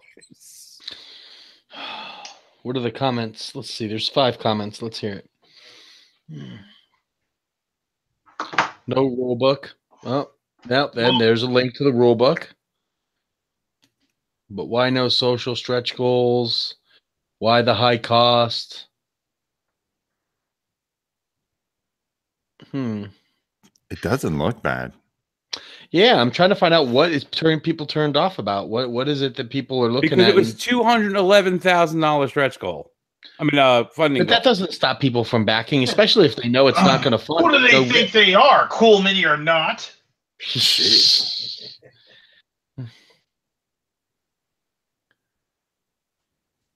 I don't know, but yeah. Well, the game's coming out regardless if it funds or not. Their updates are talking about the game's already shipping. It's already got boxes and cargo. They're already talking about the game going to be complete soon. So this must be one of those deals where people they just basically said, look, we're pre-ordering this. It's already on the boat. It's already on the way. Back it, and people are just like, screw it. I'll get it at retail, so I don't have to pay shipping. Is probably what it is. That might be it too. But I mean, you can't do that on Kickstarter though. I'm surprised they haven't been reported. Because didn't Was it Mayday Games? No, not Mayday. It was Game Salute. Who That reviewed this? basically They said they sent out review copies, but they didn't say to who. Back in their update for June, when the prototypes go out for reviews, I thought I'd ask. Yeah, they had an update where they said they were going out to reviews, and there's links for Board Game Geek, Facebook, and Twitter. So, All right, hold on. who let's- reviewed it? I don't That's know. what I'm gonna look. I'm gonna jump the YouTube scan right now and see if. Game looks great. Bob from UK Game Expo. Bob. So I'll have people say, "Hey, can we get a quote from you for our game?" And I'm like, "Yeah, sure, I'll give you a quote." And then or they'll, but sometimes they'll say, "Oh, well, because I don't really have a soundbite quality like usually with what I say, because I'm all over the place, as you all know." So I'm like, "Look, don't search the video. I'll just give you a quote about the game, something the things I like." And like I've had people say, no, here you said this game's awesome. We're just gonna use that. I was like, okay. That's just like... The only thing I see from Repel Boarders is actually from the YouTube account Repel Boarders, so it's their own stuff. I don't see any YouTube reviews. Well, they were at the UK Game Expo. No, wait. Their last update says, "Hi everyone. As we enter into our final week, we realize we are not going to complete, so we are moving forward with Plan B. We know our reach is poor and are setting about promoting the game to new audiences." I don't know if that's in English again. "In this endeavor, we have commissioned 2 new boxes so that the prototypes can be securely shipped out to reviewers and previewers. We're going to let the campaign run into the final hours so that people can follow us when we relaunch later in the year." Okay. So And this game is not being made without this. Well, no, they went to the UK Game Expo. Yeah, to show it off. Yeah, to show it off. Hey, you're a miniature guy. Did you see the Critical Role Kickstarter for the minis? No, I didn't. Yeah, it's on there. Critical Role. It looked good. It looked like it's doing well too. Well, they got $500,000, and They got $500,000 on day one. Yeah. Well, then they've only gotten $28,000 more. It's only a 10-day campaign. Oh, really? Yeah. Oh, well then. It's launched today. Well then, I'm dumb. So It's by Steamforged, the guys that make Guild Ball. Ah. And the Dark Souls and whatnot. What's Critical Role? Am I just Critical Role is that online RPG that was on Geek and Sundry, but now they're branching off and doing their own thing. It's basically just 6 people's D&D campaign that they broadcasted on YouTube, and it got big, and people started really following it. Now they've got millions of followers, and now they've broken up to their own. They're doing it on their own website, and they're still airing the show on Geek and Sundry, but for the most part, they're becoming their own entity now. To give you an example of how popular they are, Lance. So for the past 2 years at Gen Con, they do a live game, and they don't do it at Gen Con. It's not like you don't get tickets through Gen Con. You get tickets direct from them. And it's like $60 a ticket, and they sell out like so quick. Yeah. What do they make jokes? Is it like entertaining or is it serious? Well, if you look at that Kickstarter page, the first section is what is Critical Role, and it has a whole thing about what they are. Matthew Mercer is the DM guy who's the main guy on it, and I believe he's like classically trained actor also, but he's been playing D&D since he was a kid. Mm-hmm. And like, if you've ever seen the video of Vin Diesel playing D&D, he's playing with Matt Mercer as the DM. I've seen these guys. They're very good. Oh, it just moved when we mentioned something. What an effect we have. Yeah. Yeah. But yeah, he's a very good DM. Mm-hmm. Yep. And the show's widely popular. They've actually branched out into other stuff too. I think Sword and Sorcery has a Critical Roles expansion that has some of the characters from their campaign as characters in Sword and Sorcery. So they're kind of starting to license out their likenesses to a lot of fantasy-based games because they're so popular. Figures look great. Mm. Yeah, miniatures look pretty solid. Well, good for them. And and this is probably going to fund because people are just suck. Even though they're only at 20% right now, they still have 28 days. Horrible haikus. Everyone's favorite offensive poetry game. Well, I mean, I've got so many to choose from, so it's hard for me to find one. But yes, here's an example. Go home, Dave, you bitch. What? I hate you, and guess what else? I dry humped your mom. Jeez, God, man. Wow. It's basically cards that have 5-syllable sentences, 7-syllable sentences, and you take them and you make a haiku. So it's everybody stop. Everybody stop. Everybody stop. Because I'm going to quote to you, and I want everybody here. I want to have a wager. I want to have a wager, and I want to see who wins this. Okay. So we are as a group right now going to wager, and Price is Right rules will be in effect. Okay. So closest without going over. Right. I want you to pull up and look at the coat of arms checkerboard game. It just started. It has a funding goal of $150,000. The coat of arms?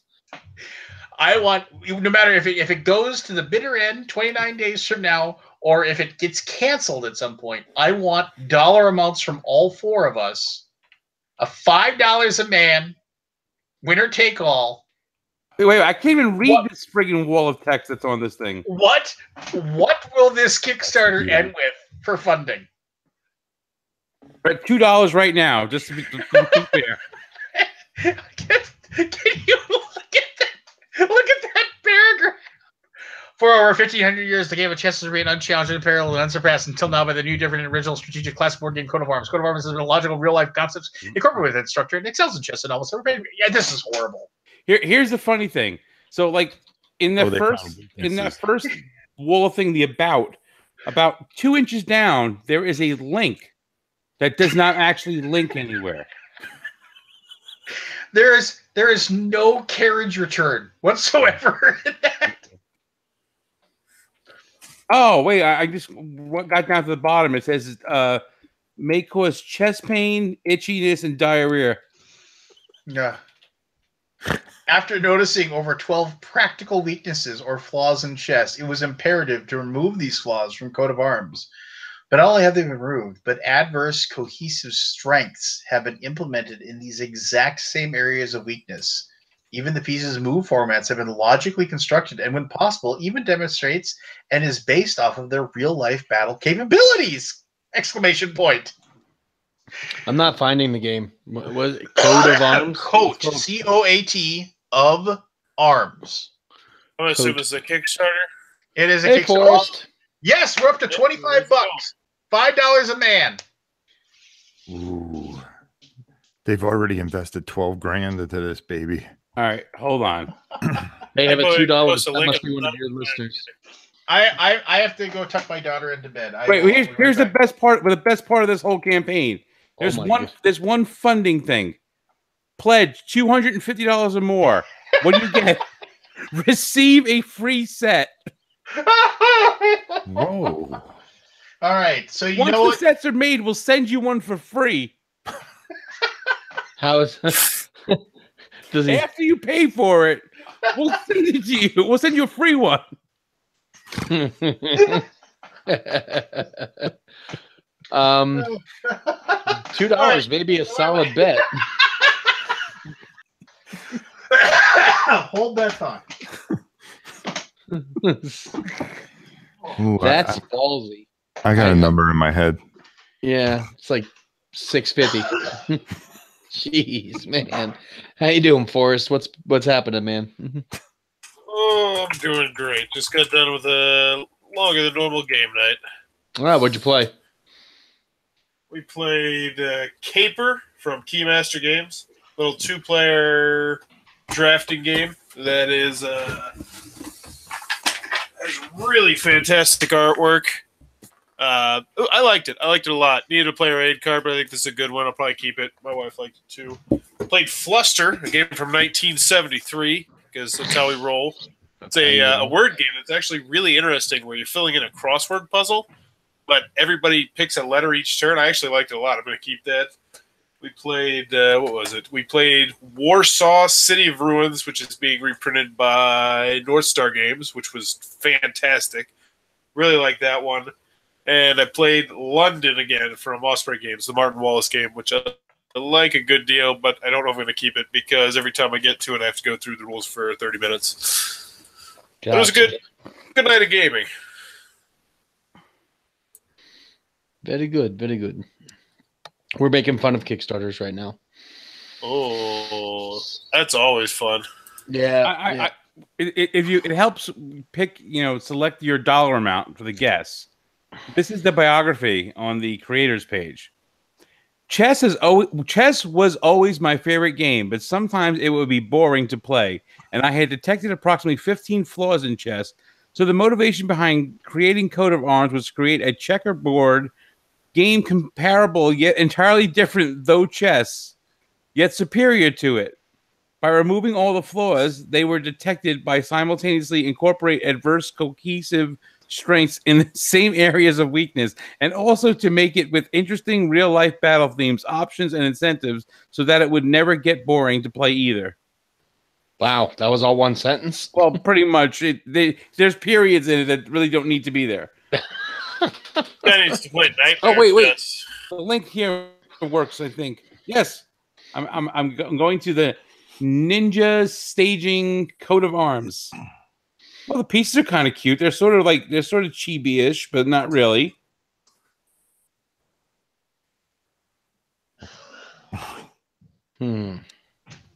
Wow. Well, this guy likes big blocks of text, doesn't he? Oh, yeah. Oh, God. This looks so bad. I didn't even click on it yet. About us. Yeah, this is crazy. I bet you he has less than $100 when it's all said and done. Contact. Don't. 150,000? Jeez. Oh my God. That is. Wait. When Lance gets back, the bet is everyone has to. Price is Right style. Everyone puts in that's the dollar amount they think is going to be the final number. When either it gets through the 29 days or he cancels it. What is it at that moment in time? Well, there's only one pledge level for us, and it's $250. And if you do that, you get a free set of the game. Anthony, King Fat says to look at the comments. Okay, wait, hold on, I'm going back. Oh, yes. Let me see those. There's only two, unfortunately. Okay, comments. Probably gold. Oh, it's I'm going to try as gently as possible. Oh, hey, Kevin, I'm going to try to tell you this is as gently as possible. Your campaign is really, really, really bad. It will not even come close to funding. It's clear that you are not at all familiar with how successful games run their campaigns. Here are just a few problems for starters. $250 to get your game is an absolute joke. Nobody would pay that, even if your pieces were carved from jade. $150,000 goal is way, way too high. No gameplay video, no photos of your prototype or description of what the final game pieces are made of. No independent reviews or playtesting. Okay, who cares about all that? I want to do the other one. So here's the thing. I feel bad because it makes us sound like elitist for laughing at this, but I don't feel bad because you have to do your damn due diligence, and it clearly shows this guy is not. Like I'm gonna rock in a hard place here. I feel like a jerk, but at the same time, yeah. Oh my God! So that's the $2 he got. $1 from Grant and $1 from Aaron White. Just so they could comment. Just so they can comment. I'm going to give $1 right now, just so I can say, "Don't listen to them, Kevin. Hang in there." I will say this is kind of an interesting story. The most interesting Kickstarter video I ever did was for a guy named Bruce Crowder, who had a game. Fuck, I don't even remember it. It was actually my first big scandal I had. God, I need to think of it.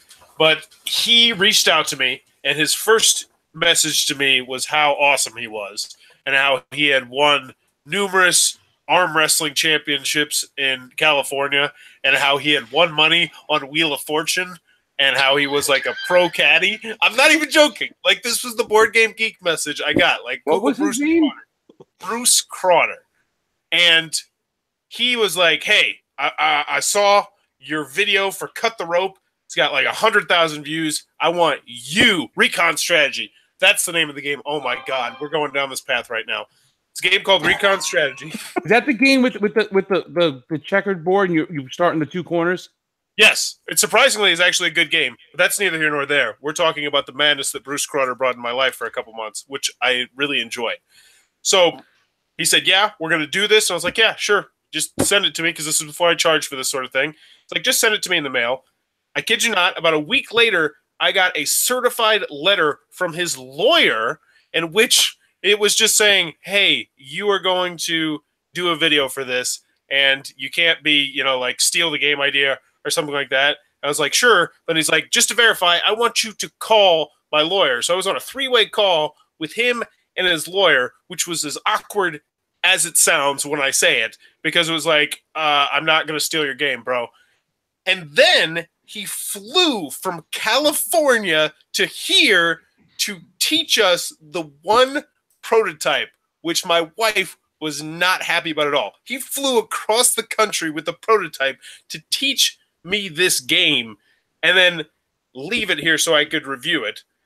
And then, oh man, the best part though is he made a music video.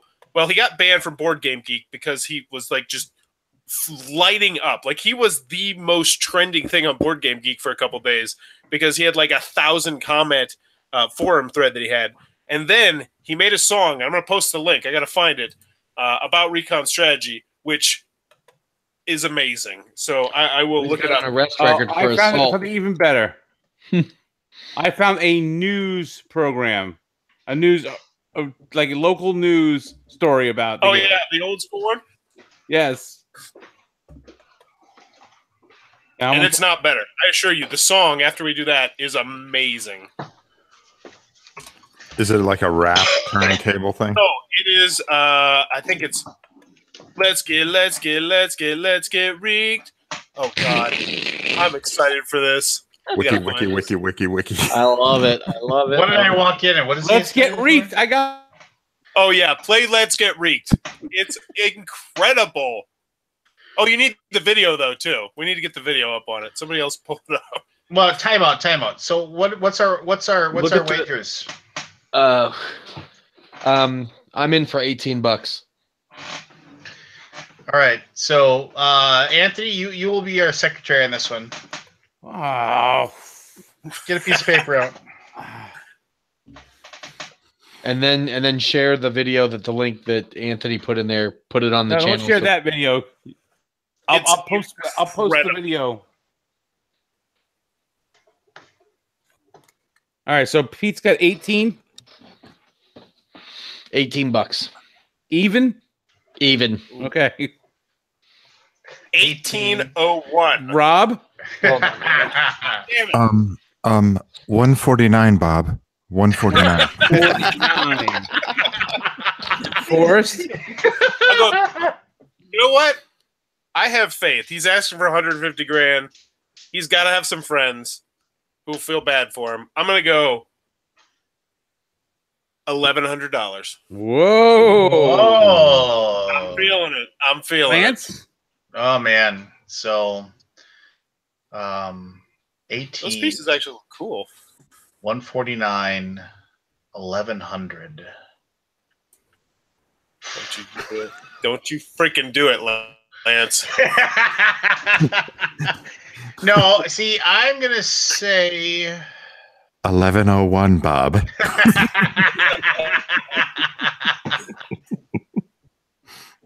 I'm gonna go $2,500. $2,500 even. Ooh, $2,500. He's gonna find somebody to thunk some cash down. I am going to go. Is that $2 right now? It's $2. I'm going to go $252. I hope he gets 251. Hey, if somebody manages to get the exact amount, do they ever have to pay him an extra $5? We get to see Pete's dragon. We get to see Pete's dragon. We get both showcases. We Okay, get a hold copy on. of the game. I like it. I am gonna post this here in the chat. This is the Let's Get Reeked video. Now, can we play this? I don't know if we can get the audio to play. It is incredible. Can you do that, It's Lance? Can you share your incredible. screen? It is life-changing, and it will wrap together the entire story that I just told about that period in my life, which my wife was not happy about.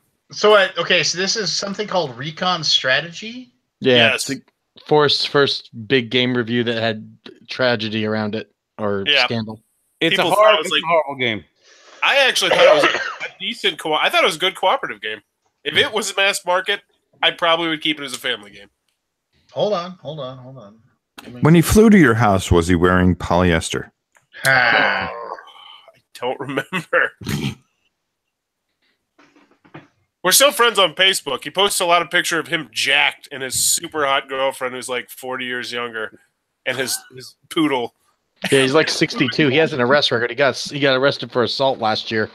When I looked up his name. Does not surprise me based on the things he posts on Facebook. Well, these are He things seems that like a happen nice when you guy, don't though. get funded. What am I watching? Oh my God, post it. Put it up. It's amazing. Oh no, he's off Facebook now. Oh man. All right, I'm gonna go watch this since I'm not getting audio on. This is horrible. Let's Oh. get reeked.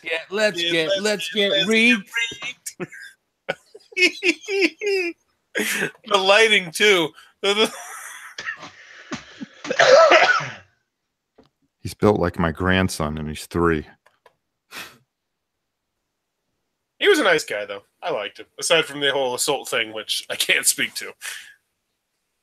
I like how you had somebody walking in the background. Like, is he doing this?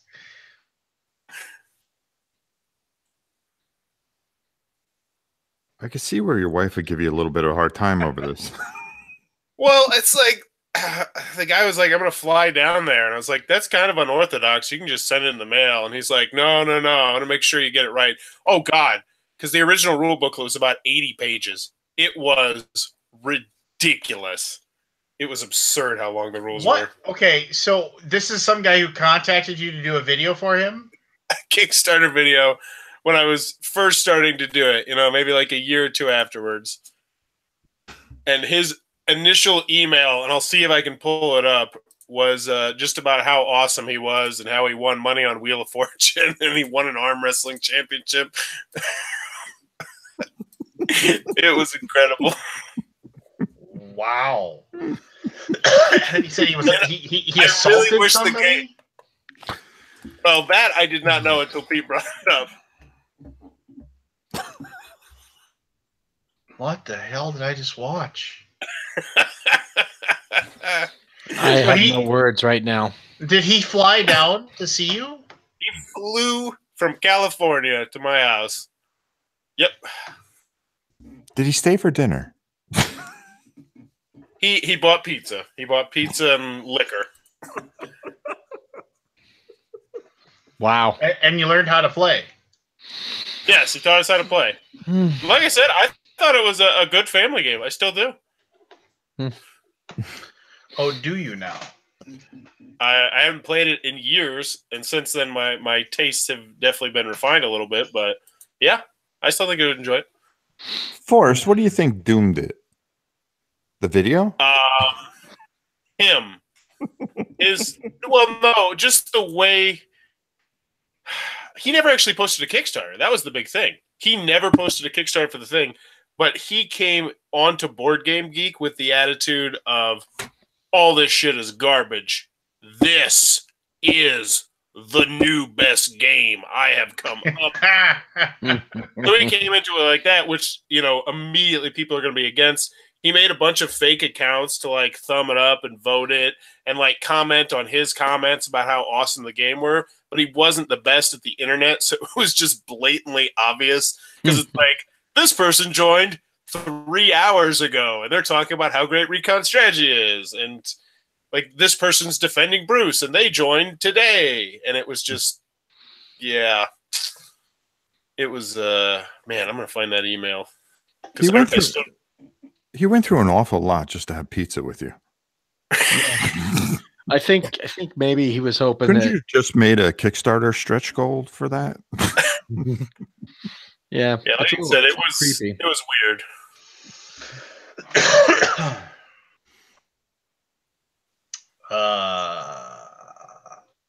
There you go. There you go. I feel like that should be on your jersey. There you go. What was the final decision on your jersey, Lance? I just went with Draugr. Yeah, just the undead. The actual name for the Norwegian word for undead Viking. So I was lame. I almost rolled with fantastic, but then I came to my senses and didn't. So, but yeah. So there you go. Robert Geislinger might join us. He was. Hey, there he is. Hey, look at that. Oh, look. You know, Hey. It's like Rob joined, so he was just like, "Oh, I'll join." Yeah, I was sad. Oren was in, and I'm like, wait. Plus, Pete's still holding my hat hostage. I am. Did you see it earlier when I swam it by with the shark? Good. I did. Good. Now we'll comes figure the time out the ransom terms. Robert. Let's look at Robert's game collection and judge him just on the game collection. Yes. Let's do that. Okay. Let's see here. Buffy. I saw Buffy the Vampire Slayer. Yeah, I see a rather skinny, ugly human in front of me right now. Doppelganger hat. Bomarzo. That was a weird when they contacted me and asked me for a video for that, and I did it. And then I never heard back from them. Like they said, "Oh, we're gonna launch the campaign at some point." Never heard back from them. They ran the whole campaign, and I never made my video public. They never asked me to. It's a pretty super weird game too. It is a really weird. People do that before. I liked it, but it was weird. Flashpoint Fire Rescue. Potion Explosion. Bomarzo. I'm sorry. Do I need to? Yeah, please move out of the way, Robert. We don't want to see you. We want to do your games. We got to judge. We got to judge you here. Yeah, Bomarzo is a really weird game. When you go to BGGCon, check it out of their library and play it if they have it out, and just play it once. It's a game that everybody should try once. All right, I did. So I did like the whole theme of it, and I got into looking into the actual park that it's based on. That was kind of cool. All right, so the email. Go ahead with the email. You're just the man I'm looking for. Have I got a game for you? Recon Strategy. It's an air war strategy game. This game has been played for over 30 years by a highly competitive group of people, of champions in Fresno, California. We are developing a video for Kickstarter, and it's going quite well. We plan to launch on Kickstarter by the second week of December. This was in 2014. We need a review of our game. What do you need from me? Go to reconstrategygame.com. Check out the info there. It's very basic, and get back to me. I must tell you, this game has been time-tested, and there is nothing like it. The group that has been playing, including myself, are serious, hardcore competitors. Myself alone is a two-time arm wrestling champion, appeared as a contestant on the Wheel of Fortune, written award-winning poems, and have won numerous trophies for sports. The entire group resembles that background. We all agree this is the best board game we have ever played. I can't wait to share this with you, the next true board game that brings families together for Game Note. Get the kids away from the computer screen for a moment without disdain from the kids. This game has tremendous entertainment value and crosses over to the hardcore game freak and satisfies even their needs for competition. I need to get this info into your hands so you can see for yourself. And do you like anchovies? Okay, wait. So I'm on BGG right now. This is one of the reviews that's written. This is going to put Fresno on the map. It has uncontrollable variables. Kids love it. Girls love it. 30 years in the making. It don't abide. It compies. Don't believe me? It's all on the internet video. Is that from him? No. Oh. If you're a risk test player, and I know you are, your dream game has strategically landed. Note, it takes a human opponent, and it's not dogfight. That's from Cascato, who gave it a 1.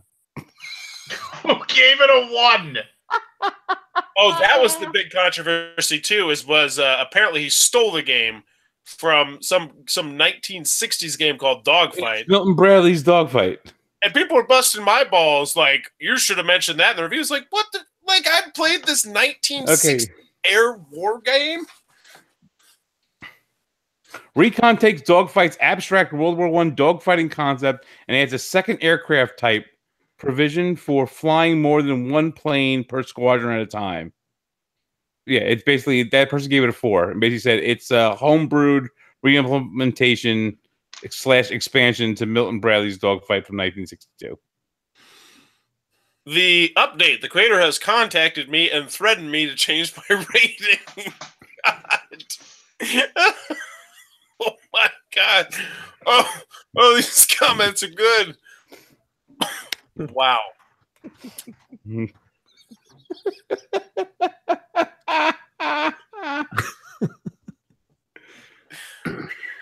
I knew I was opening a little bit of a can of worms there.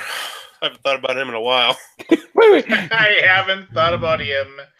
Bruce didn't like my game rating. Game is rated a 2. Game designer is rated a 0.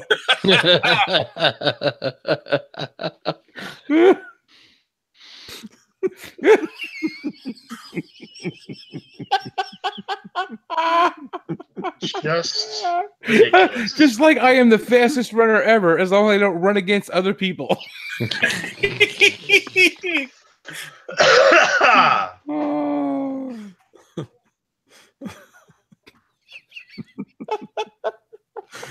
I'll be on a plane. I'll be there in 6.5 hours. Have the table cleared. Wow. Yeah, this is a crazy forum thread too. There's Oh, there was one that was deleted. That, like I said, it had like 1,000. Wait. Here's I like all the 10s though. They're funny too. I'm entirely convinced of the awesome merits of this game. This is a perfect game for both guys and gals! Exclamation point. Broads and dames love it too. Broads and dames. It's the only game in history that combines the strategic depth of chess, poker, dice, and arm wrestling. The game I never knew I wanted. Oh wait, I don't. Go home, everyone. The history of board game design has reached its apex. Oh wait, there's 3 comments on the Let's Get Read video. Hold on a minute. Oh wow. Great. This game is so not Dogfight. I mean, it's spelled differently than Dogfight. The letters in each title are literally not the same, and thus it cannot be the same game. Think, people. No, there it is. Hot reviews. Bowers Game Corner. I still like it. Are you wearing a shirt in it? I have only shot 2 shirtless reviews. What's that? Dude, what videos did you shoot shirtless? I got to see this shit. I think one was the Suicide Bomber card game, and then I don't even remember the other one. It's not acknowledged in the video. It's just I just shoot a normal review.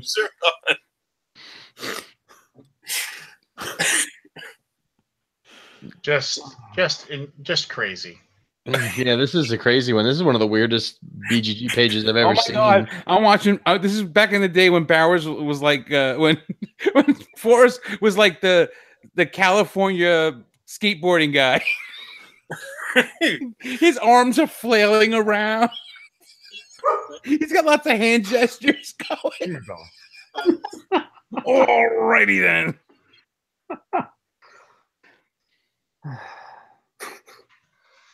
Well, I mean, the guy had a passion, right? He had a dream. He followed it. I wish that Kickstarter would have happened. I believe those comments would have been spectacular. That whole Kickstarter would have been spectacular. So, what was the thing about his? So he got brought up on assault charges. Yeah, when I googled his name, the only thing that popped up was his arrest record for assault in California, in Fresno. Classic. So there's a whole forum about Bruce didn't like my game rating. Yeah, that is funny.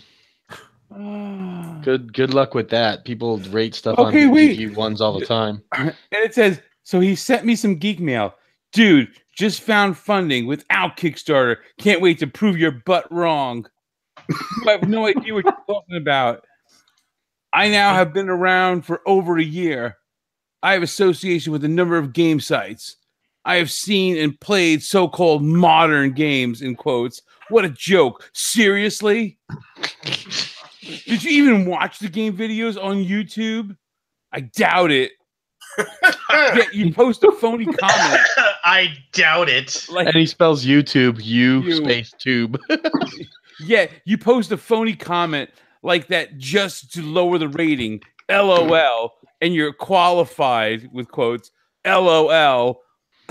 I wonder how many games you have designed or restructured and then get funding. This is going to be fun.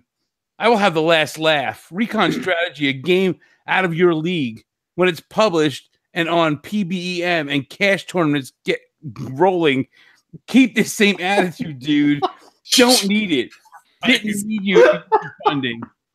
Don't need you for fun either. No offense. Why is it that the people that are have the nuts loose? Why are those people always the ones that Wait, there's a follow-up. He responded to him, and then this is the response back. LOL, really? If what I said to you on my last contact with you would get me banned, then talking about heavy-handed censoring, that should concern you and the rest as well. I've heard many comments from other sites that BGG is not all it's cracked up to be. I actually stood up for this site and the moderators. However, as of now, I feel about you and a handful of others, his site is contaminated with ill-intended people with motives of discontent and harm. Please, people like that give this site a bad name, and it shows. As far as Nick Bolton goes, he amuses me. You don't. Now, this guy was arrested for assault? Yeah.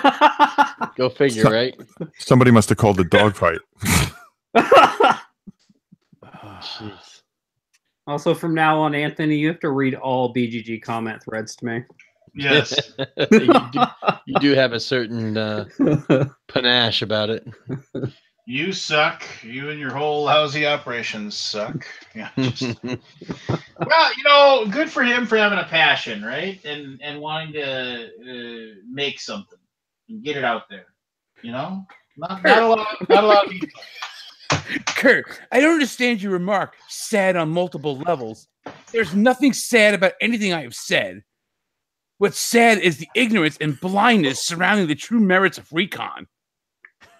The hard work and continued perseverance. It should be like the Rex Kwon Do guy from Napoleon Dynamite. The hard work and continued perseverance of myself and my group has not been overlooked by many. Your continued bashing of me, my efforts, and my game is uncalled for. You're probably a very talented guy. Stick to your area of intellect that you have. Obviously, your smarts does not reach into the areas of me or my game. I would appreciate you to keep your snide remarks and yourself so as not to provoke me into a negative response. Just go away. Your input is not needed. I would like to be your friend.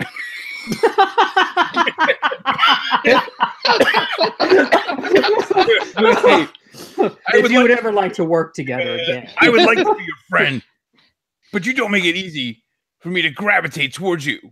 You have not even given me one piece of good advice. So your numerous comments. All I know is I'm picturing Anthony reading this and his lips not matching the words. Yeah. Like a bad Japanese film. Here, you go ahead and read it, Anthony, and I'll mouth it for you. Oh, classic. Well, you know what? He put it out there, right? He took a stab. Maybe one day I'll read my email from David Ausluse. Yeah, he took a stab, Lance. He has an assault charge. Yeah. Wow. I've actually David is. I've actually interacted with him on a few occasions, and he might be. I don't want to speak ill of anybody, but I mean, David is high strung.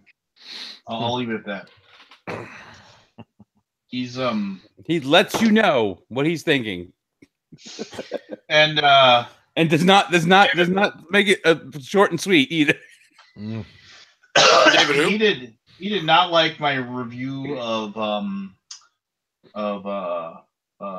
Darkest. Yeah, he didn't like mine Oh, is he either. the I got a whole arm's length geek mail from him. Well, Wait, David, the first printing of Darker Darkness was horrible. Like we tried playing it and we had the hardest time figuring out all the rules and stuff. I heard the second printing is much better, but I haven't even tried it because I was so. For me, the disconnect was that like the laboratories that you had to break into to try to like win, because that was like you had to get into them and like, you know, for the scenarios. It was like, okay, so like you get there and then it would say, oh well, you know, you need like a certain code, and the code was colors. Okay, well the code was like the flashlight, like there's all these weird things you would pick up as you traveled through the mansion. And so you would like, oh, you found a flashlight in this room. Great. Oh, you found some doggy treats in this game. Okay, cool. And like, oh, you found a fire extinguisher. And then each one of those had a color code to them. So then you'd get to the thing and it's like, it's a computer terminal. And oh, you have to figure out what the code is. Well, the code for this one is, you know, red, green, blue, green. You know, okay, fine. Oh, well, do you have the right stuff? And it's like, okay, so then you would turn in those items to open up the door. So I'm turning in a fire extinguisher, doggy treats, a pistol, and a flashlight, and I can open up this, and that's how I'm beating the security. I was just like, this doesn't even make any sense. The game goes against all of your common sense. So there's all these zombies and things coming out.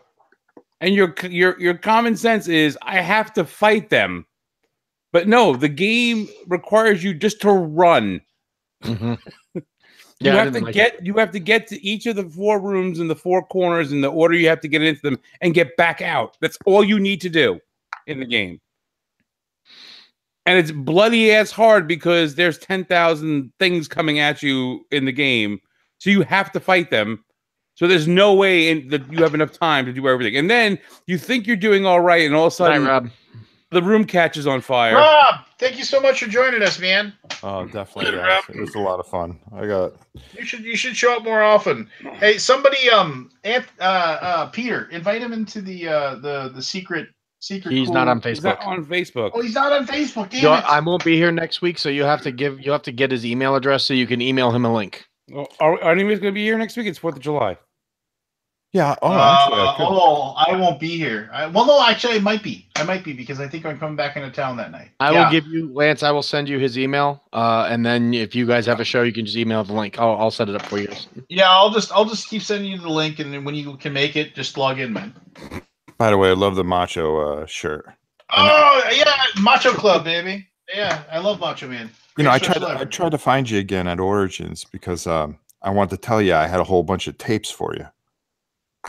Some old stuff, AWA and stuff like that, because I know you're a big wrestling fan. Yeah, Mid-South. I mean, see, I grew up with AWA. I mean, that was because that was up in Minnesota. Yeah. Like my dad used to take me to the old wrestling man, Baron von Raschke, giving people the claw and stuff. Yeah, it's the good stuff. Nick Bockwinkel and all that stuff. Yes, okay. Nick Bockwinkel. You know, I have a collection that is unparalleled. Oh man, you're speaking my language. Yeah, so we didn't get to talk much, but we will. We will. Yeah, no, I love talking wrestling. All right, brother. Guys, all right, brother. Take it easy. We'll see you. Later, Rob. See you, Rob. that was awesome that Rob joined us. I like Rob.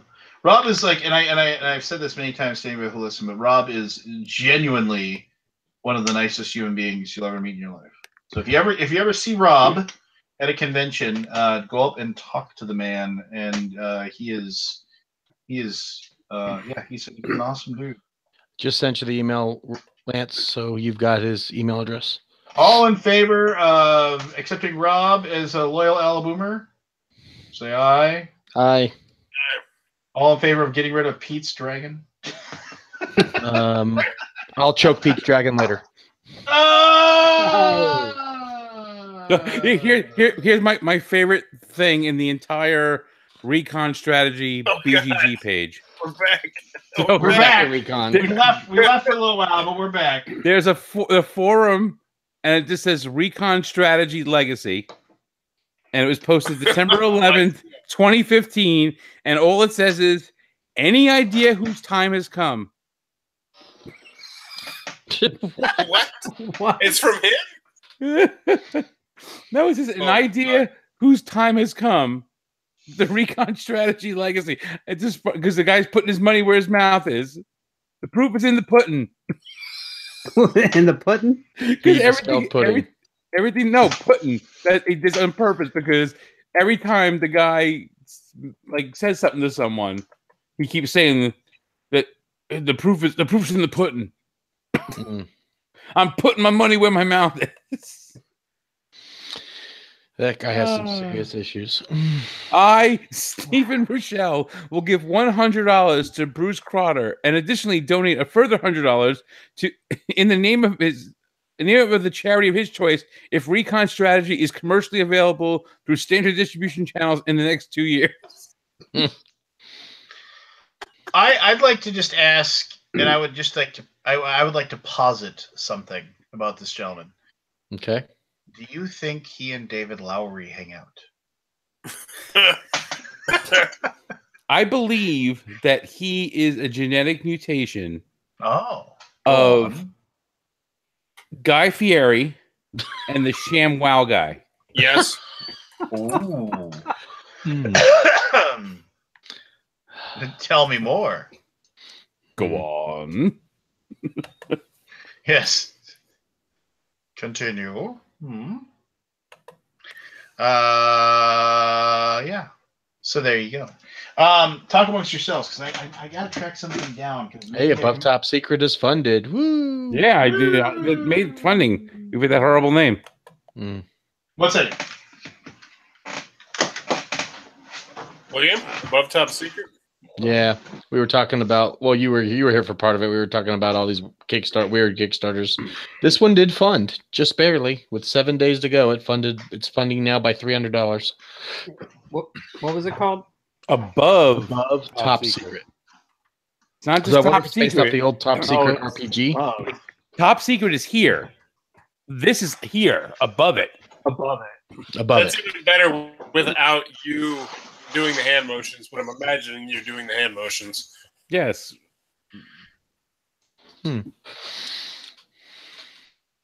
Shipping included. That's unusual. Most people don't include shipping.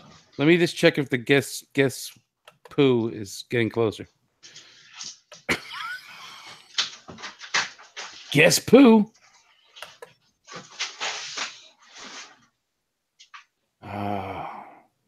Something creepy about that playmat. Playmat. For the Above Top Secrets from the box. I don't feel like I could look at that playmat while playing this. Why? Because they're staring back at you? Yeah, it's just staring at me creepily. Yeah, the other playmats are much better. The spaceship one or the alien one. Yeah, I like the alien one. The artwork doesn't look that bad. I mean, the game doesn't look like it's that bad. The name No, it doesn't. Weird. The name just threw me off. I refused to go any further when I saw the name. Custom dice, tokens.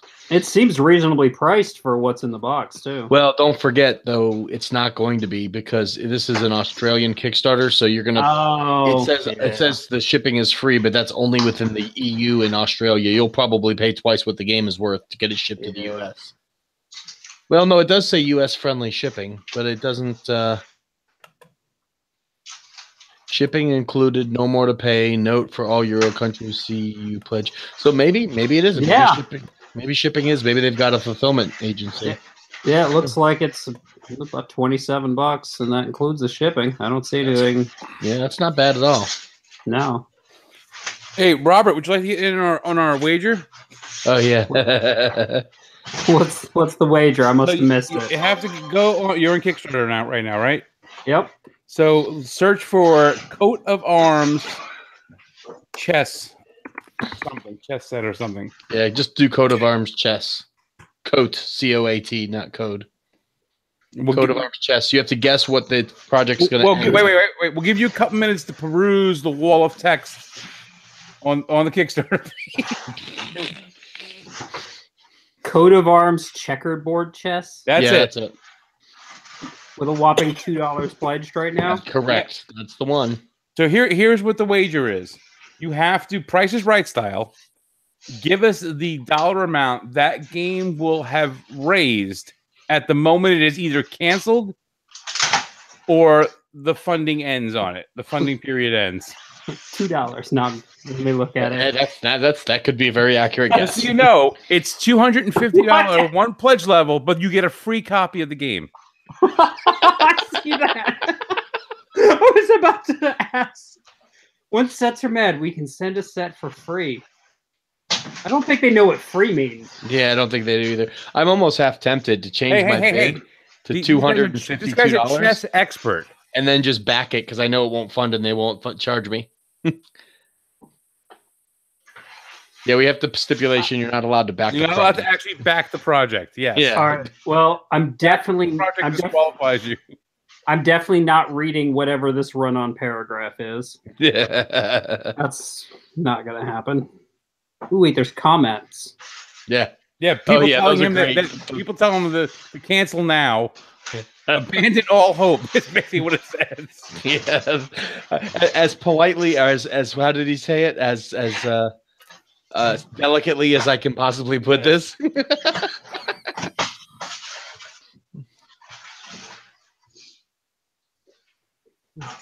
I'm going to zoom in on the back of this box. That's pretty insane.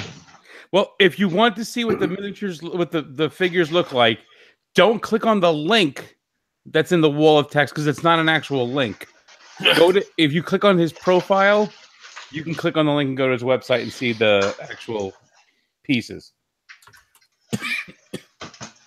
which actually look sort of cool.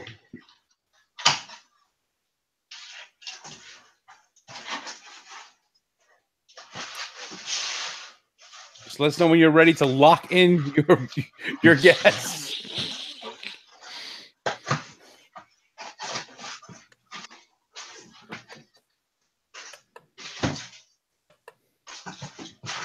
We should let the people watching get in on it too. Oh, I'm ready. Okay, because I'm basing this on the fact that I think the creator is going to back his own project for one. Okay, so what are you guessing? $252. Oh, that's already been taken. Oh, it's so, but don't forget, you can go slightly above that and lock them out. What are you doing here, Pete? Wait. 253 and back it for a buck. No. He has two backers. One, he's going to back it himself, and one backer is going to drop off. Can I go 251? 250. 251. That's a bold Wow, he's strategy. sneak right in there. That is a bold strategy, Cotton. 251. I went with that same strategy. One person would back it for 250, and the $2 that was there. And I'm saying one of those two people is going to back out. They They worry got the it's comment gonna in. get They're like, whoa! That $1? That's a little too rich. I like it. Oh my god! This is sadly not the worst Kickstarter I've seen. No, it's not. Well, I mean, this one actually looks like they might have had like some preparation, but The best Kickstarter ever. Don't do it now because we'll be here all night. But when you have some free time, like a couple of hours to kill, you have to go and explore and feel and just get into the entire saga of the Domino Kur table. How do you spell that? It's dominoes and poker. Put them together. Domino Kur table. There's several campaigns for it, and each one is better than the one before. By Alberto Hernandez. Yes, each one is better than the one before. Really? Domino Kur game. I think there's 5. What? Oh, there is a rotating Domino Kur table. Yes, I think 5 times he tried to fund this. is this even better than the girl that went crazy or the guy that went No, crazy? no, this is just great because when every time it came up, we literally were hoping this guy would finally fund. It's only showing him as having two different things that he's created. Does he have another username? Oh no, you have to go with Domino Kur Kickstarter. You can't. Yeah, it's only showing 2 created. $5.71,000, and he let the thing run out. God, That's fine. I'm now on dominokur.com. jeez. I'm not really sure. It's dominokur.com and it's Alberto Hernandez, but it's something about a DT market network. He's got one update. So that one that was for 71,000 has one backer and one update, and it's about how he is a grandfather now. And the title is in English, just like Miracle Happened. My grand twins arrive, and then the entire thing is just in Spanish. He put the title in English and then everything else in Spanish. And there's pictures of his little babies. That's cute, but that is weird. I like the 2 comments. There's a comment on this one. Could you please add a sample of the game and production? He's like, yes, I can. I'm planning to go to Ocean Drive, South Beach to show my game. Everybody and tourists make their own videos to post in Facebook. Thank a lot. See, my patent was approved. Prepare on the line. I have no idea what that meant. God, I gotta watch this video. Indiegogo too. He's done this more than twice. I gotta see this video. What video? Ooh, that opening music's great on it. Hi, Kickstarter. My name is Alberto Hernandez. In 2009, I was amputated my left leg, and I became a disabled person. What can I do? Well, to stay motivated, I began to play alone at home, Domino's game. After 3 years, If you watch the video from the original one, where he's actually in, he talks about how he got into an accident and had to have his leg amputated. But what do I do? What do I do? What do I do? So it's never funded. No. He just keeps trying. I like that there's apparently a training manual book for Domino Kur. So could somebody just explain to me if you're going to teach me how to play, like how would it play? I haven't figured that out. It's like the dominoes. original name of the Kickstarter. Lance, wait, hold on. But while you were away, Rob put his guess in for the coat of arms, and he actually guessed the same amount that I did. So we made him guess. And he is hedging his bets that one person backs for the free game, and one of the 2 people who are in there now for $1 drop out. So he's going all or nothing. Realize this is going to cost him $5, right? All to the wall. If he loses, I'll cover his $5. But if he wins, it'll be glorious. It has to be exact for him to win, and then he gets to see Pete's Dragon. All right, so and added bonus. Wait, there's Lance. a difference here. So there's a kids Domino Kur game set and a professional Domino. Well, Kur what set. you going to do? You got to play with the kids. Well, are you looking at the twin relativity and balance law established by AHB? It allows you to discover the existence of the relativity and balance law applied to any binary decomposition. Restart your brain balancing numbers. I want to know where he got this stock photo of people playing Domino. I don't know what you just said. I don't know what I just said either, but that's the title of his Kickstarter and the short passage about what the Kickstarter is. What the hell is this? What am I going to do? We decided to build limited edition Domino Kur sets in a diamond-shaped box for our Kickstarter backers. This will also help us avoid any mistakes in the delivery of Domino Kur sets. It'll be in a diamond-shaped box as opposed to the other ones that'll come in a square box. Just turn it this way. Turn. Oh my god! He is diamond. What are you going to do?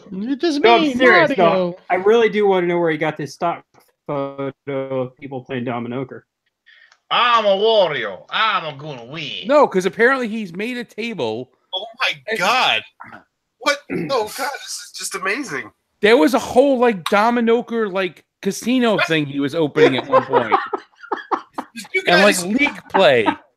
did you read the biography about him? Has anybody read this out yet? No. Username, Domino Kur 1. Average heads up, 671 wins for every 1,000. I was born in Cuba. Always have a great notes, but also a complaint. I was a rebel at 17. Went to Ukraine to study economic. Total disaster. I didn't like the system. Perestroika time. I got hope. Go back to Cuba. Nothing happened. I decided to be a free man to become a rafter. After 5 days in waters, I was rescued in a group of 27. We trade twice. The last trip, I reorganized the tired group and made it happen in spectacular escape. September 1994. After 9 months in Guantanamo Bay in refugee camp, I entered the USA in June 1st, 1995. September 1996. Opened my own company, Step Steamer Carpet and Tile. Was successful business owner for 12 years. Sold my business in 2008, but I still have some cellular number from 1996. In 2009, after 2 months driving a taxi cab, I was hit for on-insurance drunk driver. For the last 4 years, I work hard to simplify the results and timer to create a product useful for everybody in a positive environment. I was granted my... Oh, my God. It just keeps going like that for like another 2 paragraphs. It's just as bad on his website, too. I mean, I do feel bad. Clearly, English isn't his first language, so I'm dismissing that to a point, but... Who puts this on their biography? Okay, that's the only thing. I feel like, he could have cleaned this up a little. I'm reading this. After the original one fails, for people that own Domino Kur tables, the second one, the twin one, is to open the casino thing. So we cannot pass this opportunity to create the first Domino Kur club, twin centers in the state of Florida, in the Miami area. With the objective in mind, we already set up a leasing contract to rent a 6,000 square foot commercial space for Domino Kur club events. To fulfill this lease, we must achieve about $40,000. 2 months rent, 1 month security, 64 Domino Kur tables, 256 wood chairs, 64 Domino Kur sets, and 1 giant neon sign. 64 laptops for a total of $71,000. One giant neon sign. And then, wait, I don't know what the next thing says. It's in Spanish, but at some point he says something about Steve Jobs in it. He thanks Jesus. It says, "Cuando se tiene la vida es como Jesús, no le temes de nada porque." I gotta translate this and see what it actually says. But Steve Jobs' name is in here. Nice. Oh, this is great. So there's Domino Kur's in the and it's for him, Alberto Hernandez. Domino Kur's in the iTunes App Store. I'm buying it right now for 99 cents. What? Is it like is it as good as the Let's Get Read song? Apparently, on one of the Kickstarters, in addition to getting Domino Kur, you also got a Domino Kur table, a copy of the game, and a laptop computer. What? Wait, you get a laptop? Nice. I get. What the hell? And a laptop computer. Congratulations, Alberto Hernandez. You just made 99 cents. Oh my goodness. We'll throw it in. We'll throw in the. I want to hear how this game is. I can't wait to play this. It's gonna be so good. Oh yeah, there's an app version because the twin one shows screenshots. Oh yeah, single player and multiplayer. All right. Oh wait, I'll get to get it too now, Hey. Rob. We'll play. Made with Love by Kick Punch Labs. Oh, I'm gonna lose my job. Playing. All right, so Domino Kur. I know we're like really excited about Domino Kur. Wait, there's no rules. How do I play this? Can I? It throws you into a game. I don't know how to play. This guy, I want to share a like this guy actually contacted me and offered to send me a copy of his game, and I'm gonna give you guys the link. It's called Saraquetra, and you got to go to Saraquetra.com. That is SERAQUETRA.com. Zero. Catcher. Come on, Cheech. SERAQUETRA. Now I posted the link for this guy that describes the game, like and it's the creator. So just take a listen to that, and like for those of you who are watching at home, like just you can go to YouTube and you can just type in SERAQUETRA, or you can go to Board Game Geek. They have the link to it for the game there, and you can watch. It's like a 2.5-minute video. Oh, at his website, there's like a 30-minute video. Yeah, 28-minute video. Yeah. The Power of Faith. The Power of Faith. Well, that's not the game. That's his inspirational video.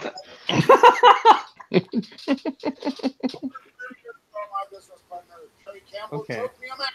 How to play the game, maybe? Here's the video.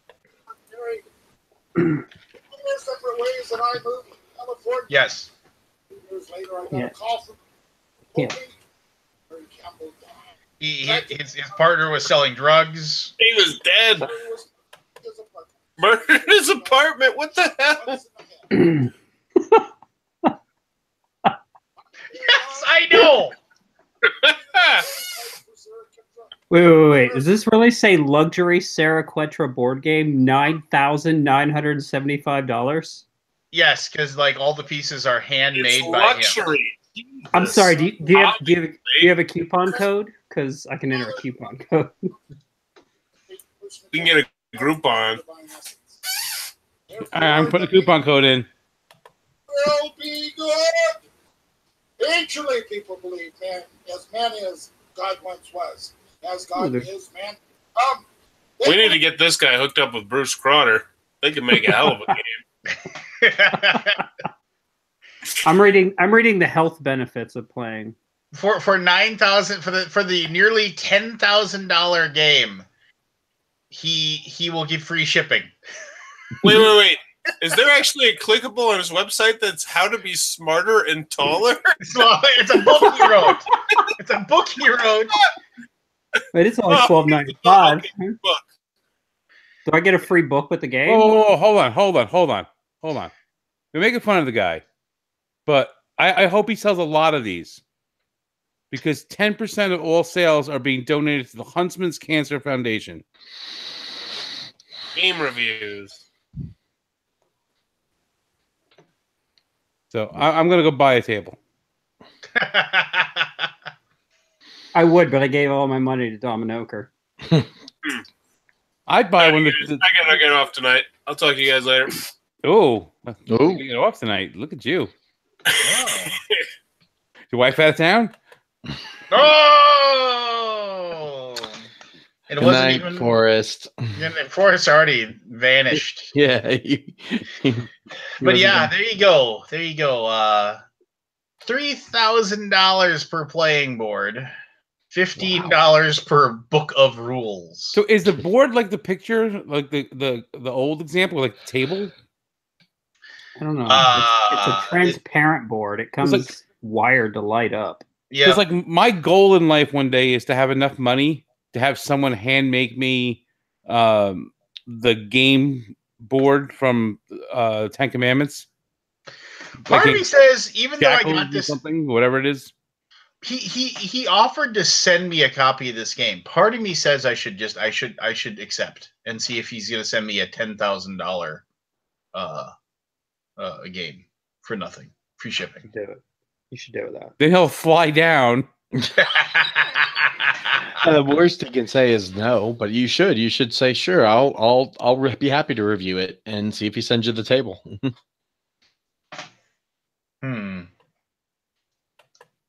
It was like I saw that video of the guy and he was selling drugs. So I'm just like, what is this?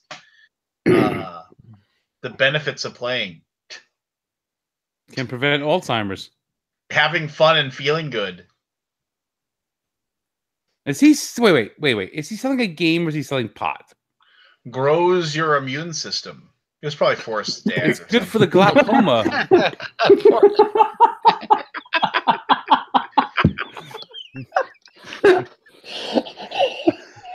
That's why he left so quick. He's like, oh, geez, I gotta get you my beloved son, Forrest. So I'm gonna get going too, but I get so happy today because Funko showed a picture of one of their new miniatures or figures, whatever they are. Oh, go on. It's Randy Watson. From what? Randy Watson. You know him as Joe the Barber from the What's Going Down episode of That's My Mama. Sexual chocolate. Nice. Very. Yeah, they have a Randy Watson Funko coming out. I'm gonna get it. Nice. I was excited. I got a shipping confirmation for Highlander the Duel. Nice. Let them lead the way.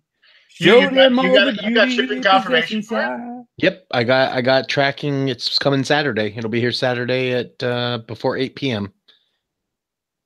They're shipping from Las Vegas. Yep.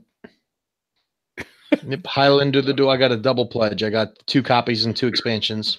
Oh, before we'll call it quits. We'll let this run out. It's midnight and I'm tired. So, yeah, Robert's gotta go find rules to Domino Kur. Yeah. Right, I can't. I bought a game I can't play. You need to get a strategy guide. You should have backed that Kickstarter. What do you want to end on, Lance? Well, no. The oldest Kickstarter we have that hasn't mine's delivered. the same. Mine is one of Tasty Minstrels. No. Yes. No. Which one? Crusade. Which one was done first, Crusades or Downfall? Crusade, I think, right? That's the oldest one.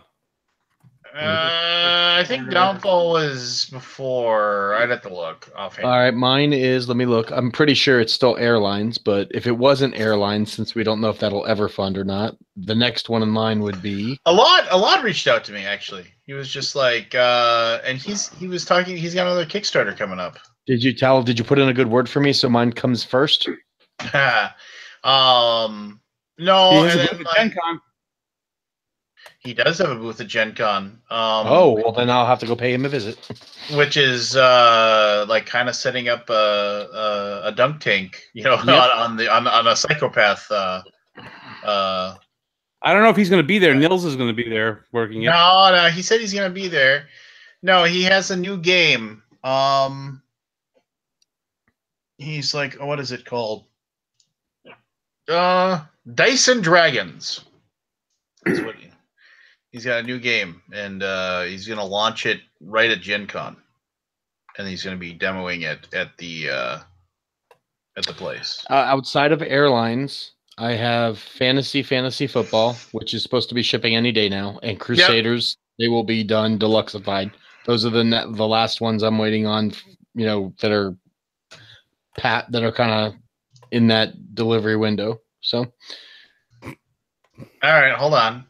I'm just going to quick check coat of arms to see if we've increased in funding. No, still stuck at $2. That's too bad. And we have confirmed that you are not allowed to back it. And that Yeah. disqualifies you automatically. Oh, well, it's time to start making fake accounts. Here, hold on. I got to load up my older stuff. Let's see here. Backed projects. I'm pretty sure that's the only thing I'm waiting for is. Holy shit, do I have a lot of stuff I'm waiting on. Yeah, me too. Yes. Crusaders, Downfall. Mine is still Myth, and I don't think I'm ever going to get that. I have 24 campaigns that have not delivered yet. How do you know? I mean, is there a way to sort them so like you can actually like? Okay, Yeah, you go to backed projects. If you Right. click your backed projects, and it'll show you successful pledges, and they're in chronological order. Well, no, but can you X them out to show? Yeah, that well, they don't disappear. You just check mark them. There's a check Yeah. mark that says "got it" that shows that you Right. got it, and then you can actually toggle to remove all the got it's. Oh well, I have something I can do tonight after I get off this horrible. Well, hey, here's one we haven't done. Let's go to the things that we backed that were unsuccessful. Oh, there we go. That's new. Yeah, we haven't done that. Well, I gotta go. No. You don't. No, I have to go. What for? What? What do you got to go for? My wife and son are going to Florida in the morning at 4:30. Oh, well. So yeah, Well, I gotta go. Then fine. Go. See if I care. You don't care. You shouldn't care. I care. In the grand scheme of things, it really doesn't matter. I care too much. There are That's children starving in Europe. In Europe? I'm older than you are. Well, there probably are children starting in Europe, sadly. Yeah. But,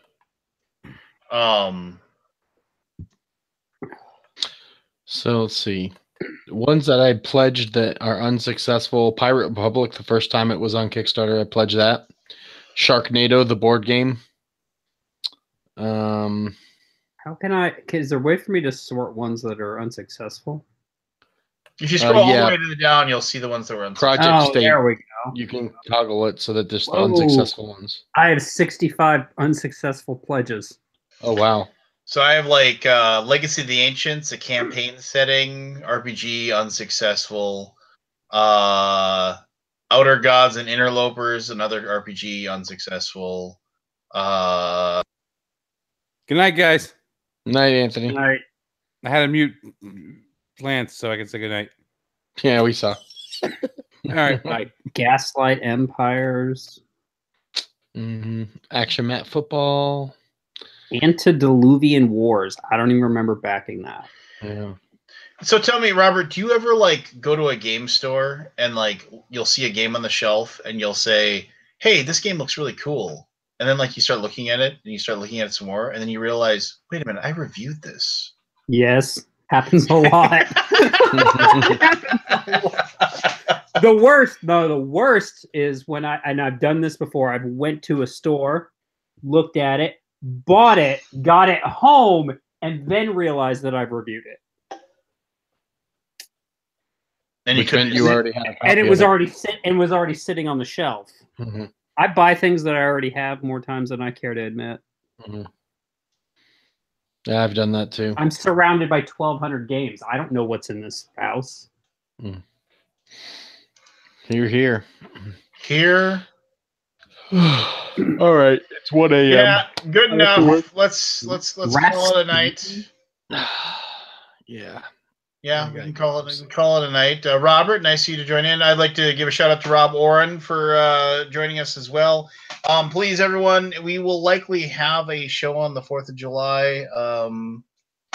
But if we don't, enjoy, if you are in the States, enjoy the Independence Day in whatever manner that you enjoy the Independence Day doing. Please try to keep all of your fingers and toes. And, yes. I will not be on next week. I will be at the Dice Tower convention But I will see you all in 2 weeks. Well, I suppose, Robert, you'll be at the DTC, won't you? Well, I have to. I'm collecting my hat from Pete. Yes, I have his hat ransom. Yeah, I will not be there. I will be at my in-laws' lake cabin. So, well, that sounds fun too. Yeah, no, it should be. They're in a lake that isn't very well. It doesn't have a lot of people on it, so it's actually quite relaxing. There isn't like the constant motorboat noises and. You gonna disconnect? No internet? You just taking a chill? You can kind of text there, but you cannot get a phone call. Good. Which is cool. Until like and now you know what? Never mind. I'm not gonna bring everybody down. Yeah, let's end on a positive note. Have a safe and happy 4th of July. Alrighty.